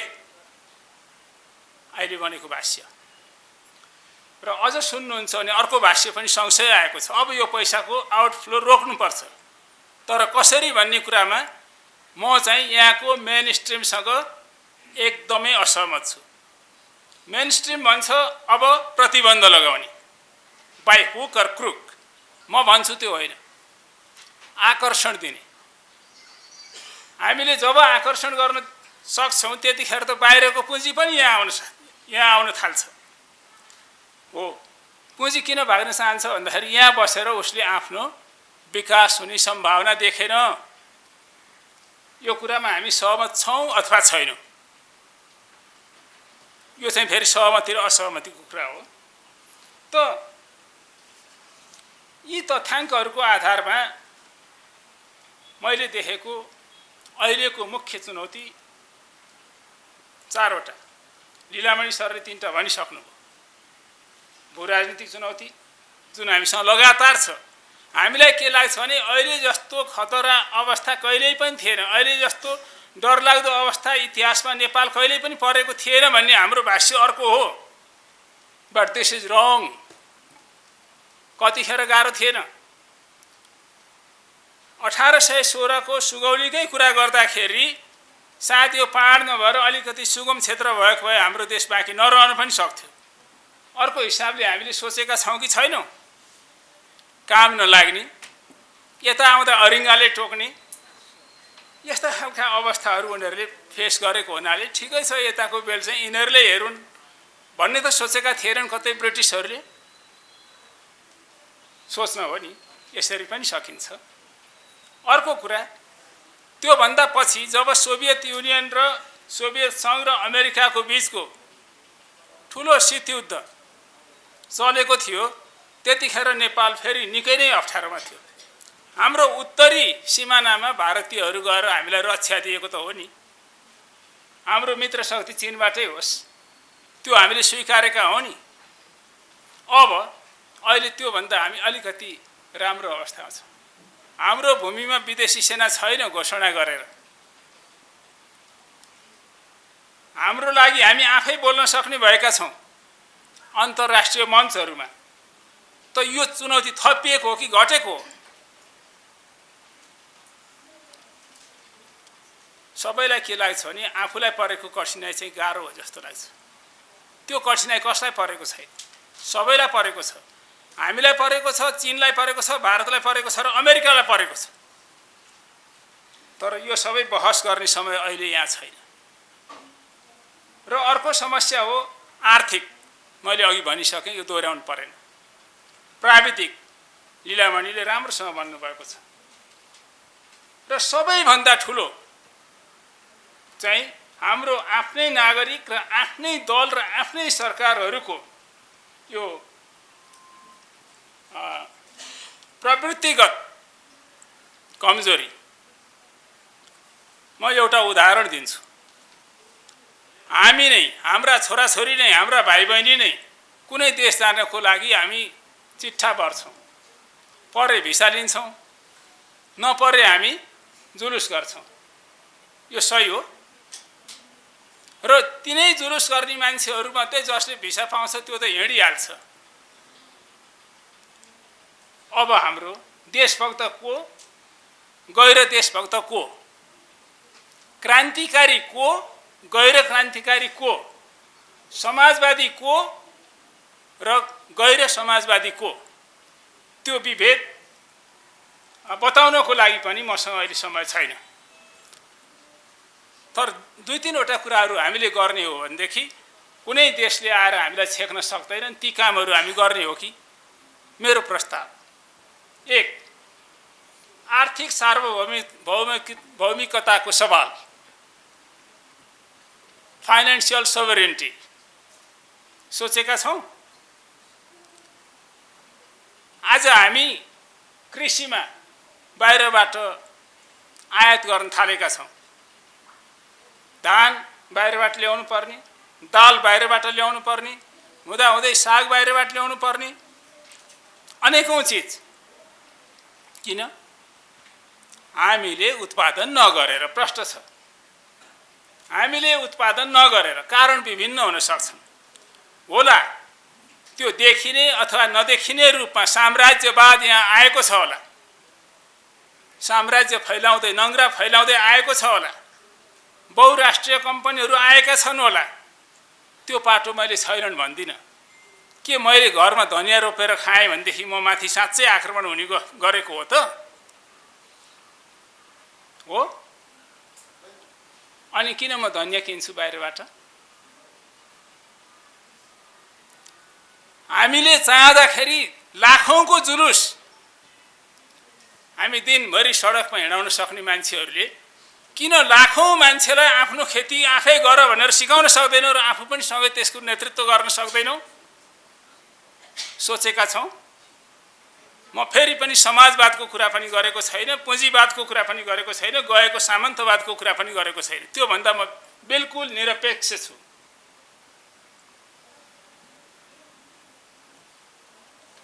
अब राजनीतिक व्यवस्था खर्चिलो भयो कि भएन, यसमा विवाद। मैले अघिल्लो प्रस्तुतिको उत्तर दिएको होइन। म भन्छु यो खर्चिलो भयो। कहाँ भयो, कसरी भयो, त्यो हामी हेरौँ। एउटा गाडी किन्दा बनाउने कुरा मैले गरिनँ। भारतमा 100 रुपैयाँ प्राप्त हुन्छ भनेदेखि यहाँ आउँदा 250, 350सम्म। त्यो महँगो के कारणले भएको छ? कसैले त त्यो पैसा खान्छ, कसैले त खान्छ होला। मेरो लागि लगानी पनि हुन्छ होला, विकासमा पनि आउँछ होला। मेरो देश अविकसित छ, त्यसकारण मलाई कहीँ सहयोग गर्नको लागि त्यो पैसा उठाइएको पनि होला, मैले होइन भनिनँ। तर त्यो देखिँदैन। वार्षिक आर्थिक वृद्धि दरमा त कहीँ गएर रिफ्लेक्ट हुनु पर्थ्यो नि। त्यो बढी लागेको कर पर्दैन? पर्छ भने एउटै निष्कर्ष हो, हाम्रो राजनीतिक प्रणाली हो अथवा आर्थिक प्रणाली हो अथवा यहाँको अन्य किसिमको व्यवस्थापन हो, त्यो खर्चिलो छ, त्यो उत्पादनमूलक छैन, त्यो उत्पादनसँग जोडिएको छैन र त्यो उत्पादकत्व वृद्धि गर्नमा लागेको छैन। हामीले लगाउन सकेका छैनौँ। यसलाई अथवा उसलाई दोष दिने भन्ने कुरा यहाँनिर होइन। र अर्को एउटा कुरा यहाँ उठिरहेको छ, विदेशी आए, विदेशीले भ्याए, चेपे। कहाँ चेपे? उनीहरू हिजोदेखि छन्, हामी पनि छौँ। हामी बलियो भएको हामी पनि वरपर जान खोज्छौँ। मैले कसैको विदेशीको पक्षमा बोल्नु चाहिँ नभन्नुहोस्, त्यो मेरो आशय होइन। उनीहरूको त त्यही नै कर्तव्य हो, त्यही नै उनीहरूको स्वभाव हो जुन उनीहरू गर्छन्। सकेको ठाउँमा यताउता आफूले चाहिँ प्रभाव छोड्न खोज्ने कसले गर्दैन भन्दा आन्तरिक पक्ष प्रमुख हो भन्ने कुरा चाहिँ म मान्दछु। हामी नेपालीहरू आपसमा मिल्यौँ भने फुट भनेर त आउलान् कोही, के फुट्न बाध्य पार्न सक्छन्? हामी गृहयुद्ध गर्दैनौँ भनेर भन्यौँ भनेदेखि त्यो गृहयुद्ध गराउन बाध्य पार्न सक्छन्? हामी क्षेत्रीय, जातीय, धार्मिक अथवा यो वा ऊ नाममा आपसमा लड्दैनौँ भन्यो भनेदेखि उनीहरू लड्नै पर्छ भन्न सक्छन्? सक्दैनन्। त्यसकारण सबभन्दा पहिला हामीले त आफ्ना समस्यालाई आफूले हल गर्नुपर्ने हुन्छ, आफ्ना मामलालाई आफूले सम्हाल्नु पर्ने हुन्छ कि तेस्रो पक्षलाई देखाएर आफ्ना कमजोरीहरू ढाकछोप गर्ने? हामी त्यहाँ त छैनौँ। यदि त्यहाँ छौँ भनेदेखि यो नेपालको राष्ट्रियतामा आएका चुनौती अरू पनि आउँदै जान्छन्, तर ती चुनौती ल्याउनमा हामी पनि भागीदार छौँ। यो कुरा अस्वीकार गरेर हामी यी चुनौतीहरू हल गर्न सक्दैनौँ। म धेरै समय लिन्न अब। र अर्को एउटा अनौठो किसिमको प्रभाव छ यहाँ, यो अगाडिपट्टि कुरा भएन, म गर्छु। त्यसकारण अमेरिकाले नेपाल, चीन, भारत तीनै देशमा सांस्कृतिक, भाषिक, आर्थिक, प्राविधिक प्रभाव पारेको छ। म त भन्छु यी तीनटा हामी फरक देख्छ नि, लड्ने, कता के गर्ने, कता गर्ने। हाम्रो जस्तो किसिमको सांस्कृतिक एउटा खतरामा हामी छौँ, त्यस्तै किसिमको खतरामा भारत र चीन पनि छन्। हामीले देखेका छौँ। बिहानै उठेपछि अङ्ग्रेजी पाठ, कहाँको इन्जिनियर बन्न आएको विद्यार्थी, कहाँको डाक्टर बन्न आएको विद्यार्थी बिहान उठेपछि अङ्ग्रेजी कण्ठ गर्ने। यो केही वर्ष पहिलाको चिनिया विद्यार्थीहरूको एउटा स्वभाव हो। अब अहिले हाम्रा आफ्ना परम्परागत गाना बजाना खाना सबै नमिठा, सबै वाक्क लाग्दा, तर जब त्यो अमेरिकन ब्रान्ड लिएर आउँछ त्यो सबै मिठो, सबै राम्रो हुँदाहुँदै उनीहरूको जीवनशैली सबै यो मान्छेहरूका अगाडि व्यक्त गर्न मिल्ने, नेपालीहरूको हाम्रा जीवनशैली व्यक्त गर्न नमिल्ने। चाडपर्वहरू उनीहरूले मनाएका सबै मनाउनु हुने, त्यो आधुनिक, त्यो राम्रो, त्यो अन्तर्राष्ट्रिय, पात्रो त्यस्तै, लुगा त्यस्तै, तर नेपालीका जति सबै अब गुप्त रूपमा गर्नुपर्ने, घरभित्र लुकेर। यो अवस्थामा हाम्रो मानसिकता पुगेको छैन। पुगेको छ भने त्यो कमजोरी हाम्रो। र एउटा प्राध्यापक हुनुको नाताले तपाईहरूको भन्दा अलिकति बढी चाहिँ मेरो हो यो जिम्मेवारी। किनभने मैले यस्तै विद्यार्थी बनाएको छु, मैले यस्तै साथीभाइ जन्माएको छु, यस्तै ब्युरोक्राट्स र नेताहरू उत्पादन गरेको छु। अब शिक्षाको कुरा हामी के भनेर कराइरहेका छौँ भनेदेखि पश्चिमाहरूको शिक्षाले हामीलाई बिगार्यो भनेर कराइरहेका छौँ। विश्व ब्याङ्कले 10 अर्ब 20 अर्ब पैसा दियो भने लुछाचुँडी गर्दै माग्न जाने, अनि उसका सल्लाहकारलाई, एडभाइजरलाई ल्याएर हाम्रा करिकुलमहरू बनाउने, त्यो ठाउँमा राख्ने, उसको आशय अनुसारको कार्यपत्रहरू तयार गर्ने र त्यो पाठ्यक्रम लागू गर्ने, अनि त्यसपछि आउटकम चाहिँ नेपाली सौदो खोज्ने। के हामी यति गरिब छौँ हाम्रा पाठ्यक्रम हामी बनाउन सक्दैनौँ? हो, त्यति गरिब भएकै हो। त्यति गरिब भएको भने छोडिदिनुहोस्, गरिबीका नाम मजबुरी भने जस्तो जे गरे पनि भयो। अब यो सार्वभौमिकताको कुरा त्यहाँनिर आउँदैन। यदि होइन हाम्रो पैसाले यस्ता महत्त्वपूर्ण सवालमा हामी काम गर्न सक्छौँ भने किन उनीहरूलाई निम्त्याउँछौँ? हामी आफ्नै बनाउन। त्यो पश्चिमा शिक्षाको कुन कुन इलिमेन्टले हामीलाई कमजोर बनाएको हो, त्यो इलिमेन्ट चाहिँ हामी हटाउन सक्दैनौँ। जब बोल्सेविक क्रान्ति सम्पन्न भयो र रुसमा चाहिँ जब लेनिनले टेक ओभर गर्नुभयो र उहाँको नेतृत्वमा चाहिँ रसियामा चाहिँ सोभियत सङ्घमा चाहिँ एउटा गोयलहरू भन्ने एउटा इन्स्टिट्युसन खडा भयो। र त्यो खडा गर्नुभन्दा अगाडि लेनिनले के भन्नुभयो भने communism is a Soviet power plus electrification of the country. र त्यसका लागि उहाँले के गर्नुभयो भन्दाखेरि गोयलरो खडा गर्नुभयो। गोयलरोको अर्थ के थियो भन्दाखेरि सोभियत सङ्घको विद्युतीकरणका लागि राष्ट्रिय योजना आयोग, र पछि त्यसलाई चाहिँ के गरियो भन्दाखेरि त्यहाँको राष्ट्रिय योजना आयोगको रूपमा त्यसलाई पञ्चवर्षीय योजनाको रूपमा त्यसलाई ढालियो र त्यसले 8 महिनामा प्रतिवेदन तयार गर्यो। 1930 सम्म चाहिँ सम्पूर्ण सोभियत सङ्घमा चाहिँ विद्युतीकरण गर्न सक्ने खाका कोर्यो र त्यो अनुसार सोभियत सङ्घ अगाडि बढ्यो र उसले देशव्यापी रूपमा चाहिँ विद्युत सञ्जाल चाहिँ विस्तार गर्यो। तर हाम्रो हेर्नुहोस् त, हामीले त बिजुली निकाले त त्यो रुसमा 1920 को त्यो क्रान्तिभन्दा अगाडि 10 वर्ष अगाडि हो नि, 1911 मा। आज हामीसँग हेर्नुहोस् त 2800 मेगावाट मात्रै पावर छ। र हाम्रो वर्तमान सरकारले के भनिरहेको छ भने फिलोसफी चाहिँ मार्क्स र लेनिनको माओको छ, र कार्यशैली चाहिँ कसको छ भने वर्ल्ड ब्याङ्क र एडिबीको।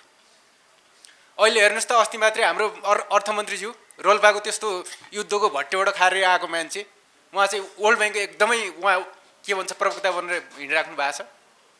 प्रचण्ड सरकारले हिजो अस्तिको यो के भन्छ लगानी सम्मेलनमा हेर्नुहोस् त, कहीँ स्वदेशी पुँजीलाई त्यहाँ ठाउँ दिने कुरा भयो? बहुराष्ट्रिय कम्पनी र विदेशी पुँजीका लागि चाहिँ हामी जुन हदसम्म जान पनि तयार छौँ भनेर उहाँले बोल्नुभयो। यसले राष्ट्रिय पुँजी निर्माण हुन्छ? यो एनसेलको अर्को रूप होइन? कुन संसारको कुन चाहिँ देश चाहिँ बनिया छन् कि जहाँ विदेशी कम्पनी आएर त्यो देशको स्रोत साधनको उपयोग गरेर त्यो राष्ट्रले समृद्धि हासिल गरेको एउटा उदाहरण दिनुहोस् त। आज बुरुन्डी हेर्नुहोस् त, कङ्गो हेर्नुहोस् त, सिएरा लियोन हेर्नुहोस् त, सबै देश हिरा बेच्छन्, त्यहाँ हिरा खानी छ। तर ती देशका नागरिकको जिउमा लुगा छैन तर AK-47 राइफल छ। यो किन? यो त बहुराष्ट्रिय कम्पनीहरूले ध्वस्त पारे होइन, पश्चिमी मुलुकहरूले ध्वस्त पारे होइन। र यो कुरामा चाहिँ मलाई दुःख लागेको छ। र अर्को कुरा, समय छोटो छ, मलाई ख्याल गरिदिनु होला। एउटा त के भयो भने हामी भाषणको सुरुवात सबैको, तपाईँ जहाँ पनि हेर्नुहोस् हाम्रो के आइहाल्छ भने हामी त उत्तर र दक्षिणको विशाल जनसङ्ख्या भएको देशमा बसेको सानो मुलुक हेर्नुहोस् त। यो कुरा हामीमा कसरी डेभलप भयो? संसारमा हामीभन्दा साना मुलुक कति छन् नि? किन ती मुलुकहरूले किन भन्दैनन्? हामी मात्रै यो कुरा किन हालियो? थाहा छ यो कुरा? यो कुरा पनि विदेशीले नै हालेर गएका हुन्। र यो आज हाम्रो हरेक पुस्तामा एउटा भन्छ नि इन्फेरियोरिटी कम्प्लेक्स, यो लघुताभासको रूपमा रहेको छ। जब बच्चालाई तपाईँले नर्सरीदेखि नै हामी त दुईवटा विशाल छिमेकी बिचको एउटा सानो मुलुक भनेर पढाउनु भयो नि, त्यो 90-100 वर्षसम्मको बुढो होस् त्यो मान्छेको मनस्थितिबाट, मानसपटलबाट त्यो कुरा मेटिँदैन। र त्यसले जहाँ जाँदाखेरि पनि आफूलाई के ठान्छ भने म त सानो देशबाट आएको, त्यसमा एउटा जोस जागर ऊर्जा, त्यो कन्फिडेन्स नै डेभलप हुँदैन, त्यसलाई त्यसरी किल गरियो। र यो कुरा चाहिँ अघि आयो नि हाम्रो सुगौली सन्धिको कुरा 1816 को, मैले एउटा लिम्पियाधुराको विषयमा किताब पनि लेखाएको थिएँ, त्यो दौरानमा मैले स्टडी पनि गरेँ। जब नक्स मिसन आयो, त्योभन्दा अगाडि ककप्याट्रिक मिसन आयो, र ककप्याट्रिकले चाहिँ 1811 मै किताब लेखाएको थिए हाम्रो बारेमा, an account of kingdom of Nepal भनेर। त्यसको 10 वर्षपछि ह्यामिल्टनले लेखे 1819 मा। र त्यसपछि फेरि ओल्डफिल्डदेखि लिएर टुची जति पनि विदेशी लेखकहरू आए, ती सबैले के भाष्य एउटा सिर्जना गरेर गयो भने तयार गरे, नेपाल चाहिँ कहाँ छ भन्दाखेरि चीन र भारतको बिचमा एउटा सानो मुलुकको रूपमा रहेको छ। र हाम्रा लेखकहरूले, इतिहासकारहरूले, हाम्रा पाठ्यक्रम निर्माताहरूले पनि उनीहरूकै शब्द साबट लिए। र आज त्यही कारणले गर्दाखेरि हामीमा एउटा त्यो पनि लघुताभास छ, त्यसलाई हामीले चिर्नुपर्छ। र अर्को यो धेरै कुराहरू छन्, अब समय थोरै छ। मलाई त के सल्लाह सुझाव दिन मन लाग्यो भने यस्तो कार्यक्रम गर्दै नगर्नुहोस्, गऱ्यो भने पर्याप्त समय लिनुहोस् र अरूलाई पनि समय दिनुहोस्, यसमा छलफल बहस राम्ररी चलाउनुहोस्। अब यो त के हुन्छ भने भन्नेको मनमा पनि धेरै कुरा हुन्छ, उसले भन्न पाउँदैन। अब सुन्नेको पनि अब त्यो के सुन्ने जस्तो हुन्छ। र अर्को कुरा यहाँ पछिल्लो पटक चाहिँ प्रचण्ड नेतृत्वको सरकारले, मलाई चाहिँ के लाग्छ भने एउटा भनाइ छ नि, मलाई मेरो दुश्मनहरूबाट जोगाउनु पर्दैन, त्यसको लागि म सक्षम छु, तर मलाई मेरो मित्रहरूबाट जोगाउनुहोस् भन्ने एउटा भनाइ छ नि। त्यो चाहिँ कता कता मलाई हाम्रो यो कम्युनिस्ट पार्टीको हकमा लागु हुन्छ है जस्तो लागेको छ कि राष्ट्रियताको सवालमा चाहिँ। किनभने गैर कम्युनिस्टहरूको चरित्र त हामीलाई थाहा छ, उनीहरूलाई त हामीले किन चिन्नु पर्यो? महाकाली बुझाए, गण्डक बुझाए, कोशी बुझाए, त्यसमा काङ्ग्रेसदेखि पूर्व पञ्च सबै सामेल छन्। तर कम्युनिस्ट पार्टीहरूले त त्यसैमा राजनीति गरे हो नि। स्थापना कालदेखि गोर्खा भर्तीको खारेजी, गण्डक खारेजी, कोशी खारेजी हुँदा खारेजी भन्ने दलहरू त आएर टनकपुर खारेजी, महाकालीमा चिप्लिए नि। ती सबै खारेजी भन्ने दलहरू आज हेर्नुहोस् त, जनयुद्ध पनि लडेर आए, आज सबै कुरामा चिप्लिए। आज नेपालको एउटा खोला पनि बाँकी रहेन। अहिले त फेरि 25 वर्षमा 25,000 बेच्ने भएर लङ टर्म एग्रिमेन्ट गरेर आउनुभयो। त्यो सम्झौता पाऊँ भनेर मैले मिनिस्ट्रीमा मुद्दा हालेको, निवेदन दिएको, दिन मिल्दैन भनेर जवाब दिएको छ। र त्यो सम्झौता विरुद्ध चाहिँ विगतका दिनमा टनकपुर सम्झौताको वकालत गर्ने, महाकाली सन्धिको मस्यौदा गर्ने, खाका कोर्ने र त्यसको पक्षमा धुवाँधार बहस गर्ने त्यो मान्छेले अहिले मुद्दा हालिरहेको छ। समस्या के देशमा? त्यो भएर यहाँ मान्छे चिन्न पनि गाह्रो, पार्टी चिन्न पनि गाह्रो। अब पार्टीहरूको समस्या के भने आफू कमजोर हुँदा, खास गरी कम्युनिस्ट पार्टीहरू आफू कमजोर हुँदाखेरि राष्ट्रियताको मुद्दा बलियो बनाउने, र आफू बलियो भने राष्ट्रियताको मुद्दा कमजोर बनाउने भइराखेको हो कि होइन? हिजो 52 सालमा बन्दुक उठाउँदाखेरिको माओवादीले राष्ट्रियताको मुद्दा कति स्ट्रङली उठाएको थियो। 40 सूत्रे मागको 9वटा बुँदा हेर्नुहोस् त केसँग सम्बन्धित छ?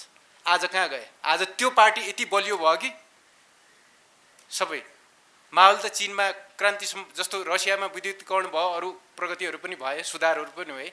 चीनमा पनि एउटा देखिने प्रोजेक्ट त अहिले पनि छ नि, लाल झन्डा रेड फ्ल्याग क्यानल जुन बन्यो नि हाम्रो पिएल त्यहाँको जनमुखी सेना।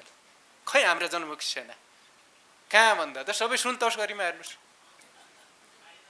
बन्छ देश खाडीमा। त्यो भएर अघि पूर्ववक्ताले एउटा 60 लाख जनता बाहिर जानुको कारण पनि उहाँले गलत व्याख्या गरेर जानुभएको छ। उहाँले कुनै नेतालाई इङ्गित गर्नु हुँदैन। यो त उदाहरण 1990 को हो। 1980 को दशकदेखि नै विश्वमा यो के अरे वासिङटन कन्भेन्सन पछि चाहिँ निजीकरणको कन्सेप्ट आयो। नेपालमा 44 सालमै प्रकाश चन्द्र लोहनी अर्थमन्त्री हुँदाखेरि यसलाई इन्ट्रोड्युस गरेका थियो। त्यो बेलाको बजेट भाषण हेर्नुहोस्। पछि 46 को परिवर्तन पछि 48 साल पछि चाहिँ जब बेलायतमा पढ्दै गरे महेश आचार्यलाई लिएर र युएनमा जागिर खाइराखेको रामशरण महतलाई ल्याएर योजना आयोगको उपाध्यक्ष र अर्थ राज्य मन्त्री बनाउनु भयो गिरिजा प्रसादले। दुईजनाले वर्ल्ड ब्याङ्कको योजनामा त सबै सिद्ध्याए, आर्थिक उदारीकरण, खुला बजार र विश्वव्यापीकरण। त्यसको मारमा हाम्रो के भयो? हाम्रो औद्योगिक क्षेत्र पर्न गयो र त्यसले के गर्यो? भएका उद्योग त सबै सिद्ध्यायो, नयाँ त एउटा पनि खोलेन। अनि जाने कहाँ युवा?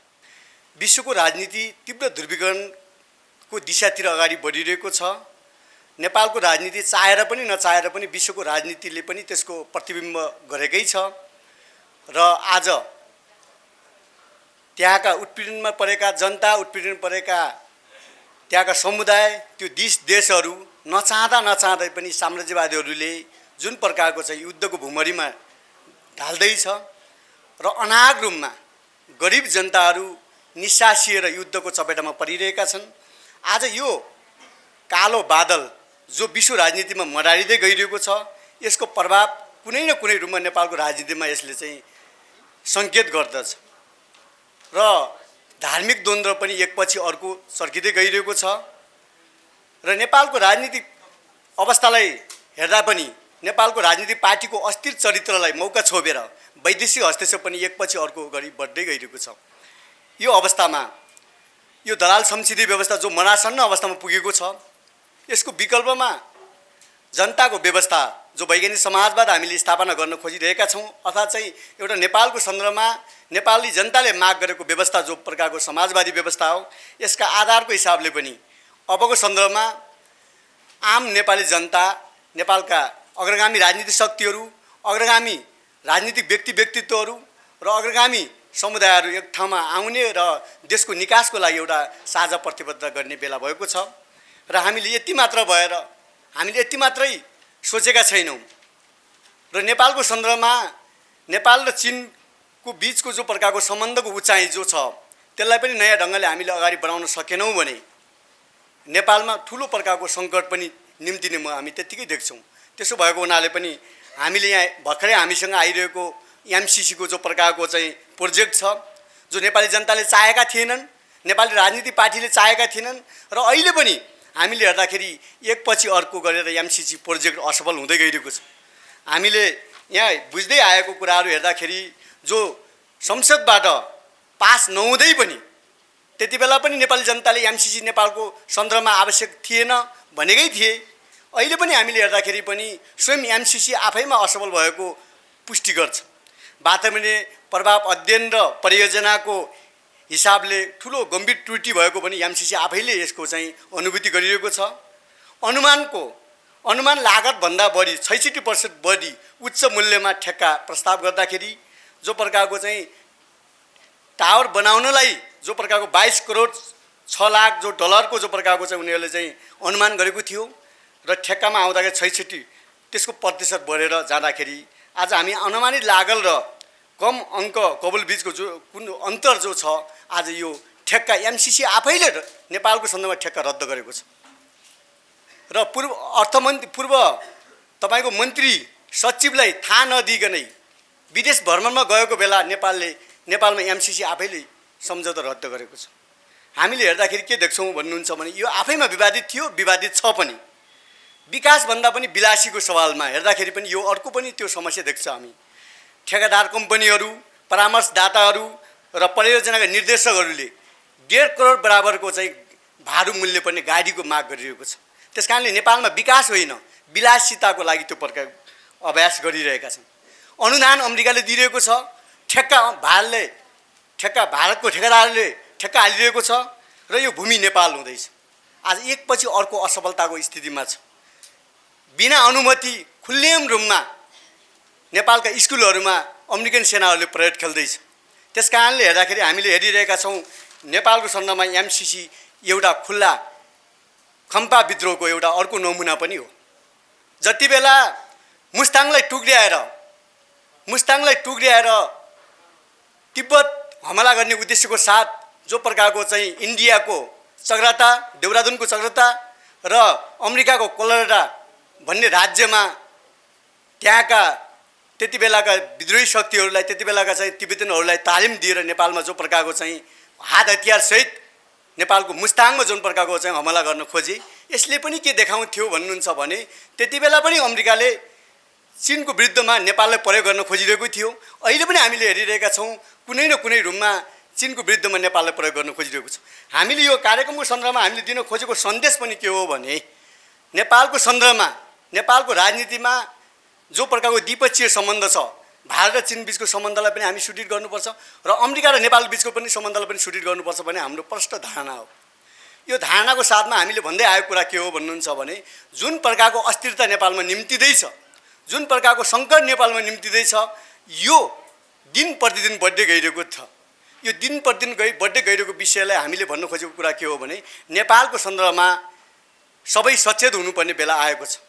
आज आर्थिक वृद्धि भएर मात्रै हुँदैन, आर्थिक वृद्धि भएर मात्रै तपाईको देशको विकास हुँदैन। हामीले अङ्गोलामा हेरौँ, विभिन्न देशहरूमा हेर्दाखेरि नाइजेरियामा हेरौँ, त्यहाँ त आर्थिक वृद्धि भयो तर त्यहाँ द्वन्द्व भइरहँदा त्यहाँका जनताहरूले चाहिँ न्याय पाउन सकेन। त्यसो भएको हुनाले पनि हामीले यहाँ के हेरिरहेका छौँ भने नेपाली जनताको सुरक्षा मौलिक हक अधिकारसँग जोडिन आउँछ। अबको समाजवाद भनेको राष्ट्रियतासँग जोडिन्छ। जनताको सुरक्षा बिना राष्ट्रिय समाजवाद आउँदैन। समाजवाद आउनु पूर्व र समाजवाद आइसकेपछि पनि जनताको सुरक्षाको प्रश्न र राष्ट्रिय स्वाधीनताको प्रश्न, नेपाली जनताको मौलिक हक अधिकार स्थापनाको प्रश्न, नेपालको राजनीतिक स्वायत्तताको प्रश्न अत्यन्तै महत्त्वपूर्ण बनेर आउँछ।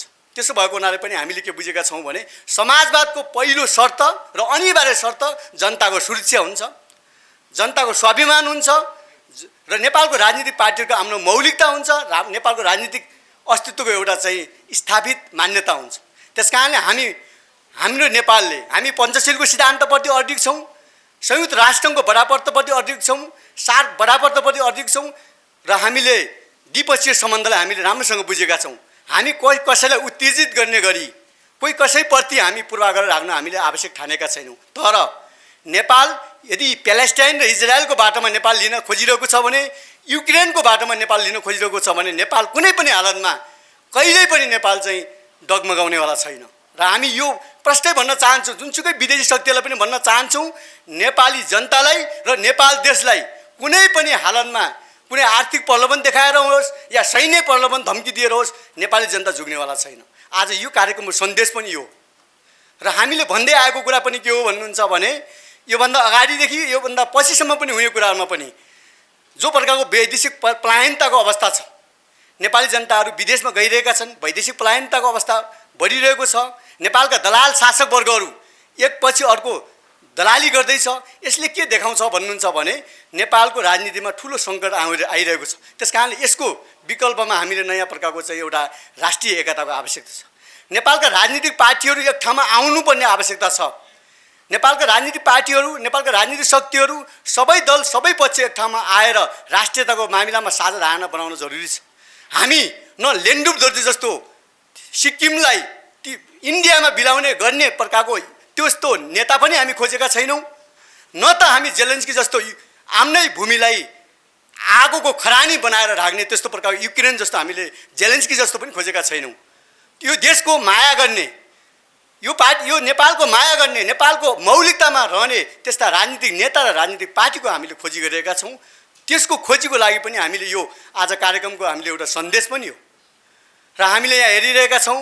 आफ्नो पुर्ची बचाउनको लागि, आफ्नो स्वार्थ बचाउनको लागि आवश्यकताभन्दा बढी अस्थिरता निम्त्याइरहेका छन् नेपालका राजनीतिक पार्टीका नेताहरूले र यो कुर्चीको स्वार्थको लागि जो प्रकारको चाहिँ वैदेशिक हस्तक्षेप निम्त्याउने जो प्रकारको काम गरिएको छ यसप्रति हामीले घोर भत्सना गर्छौँ। अहिलेकै परिवेशमा हेर्ने हो भने रुस र युक्रेनको सम्बन्धमा के भयो होला, अथवा इजरायल र प्यालेस्टाइनको बिचमा राष्ट्रियताको सवाल कति चर्को ढङ्गले उठ्यो होला भने हामी कल्पना मात्रै गर्न सक्छौँ।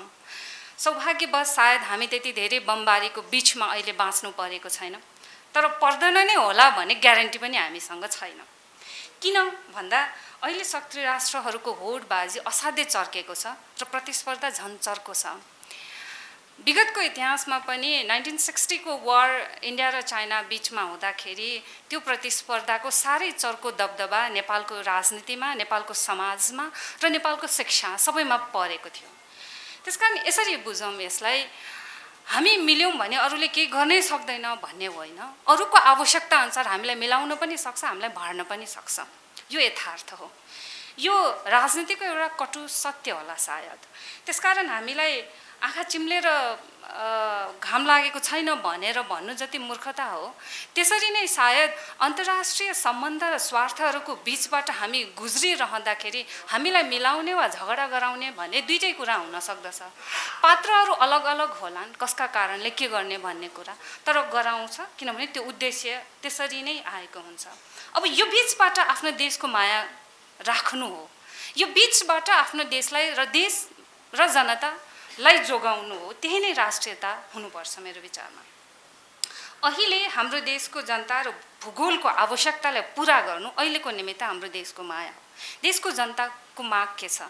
काम पाउनु, सुनिश्चित भविष्य, जीवनस्तर उकास्नु, स्वस्थ जीवन बाँच्नु, सुखी जीवन बाँच्नु आदि आदि छन्। साथसाथै यो बाँच्ने त यतिकै पाउँदैनौँ नि त, कसैले दिनै चाहँदैन भनेदेखि त्यसलाई पाउन त फेरि अर्को सङ्घर्ष त उब्जिनै हुन्छ, कन्फ्लिक्ट त त्यहाँ आउँछ है।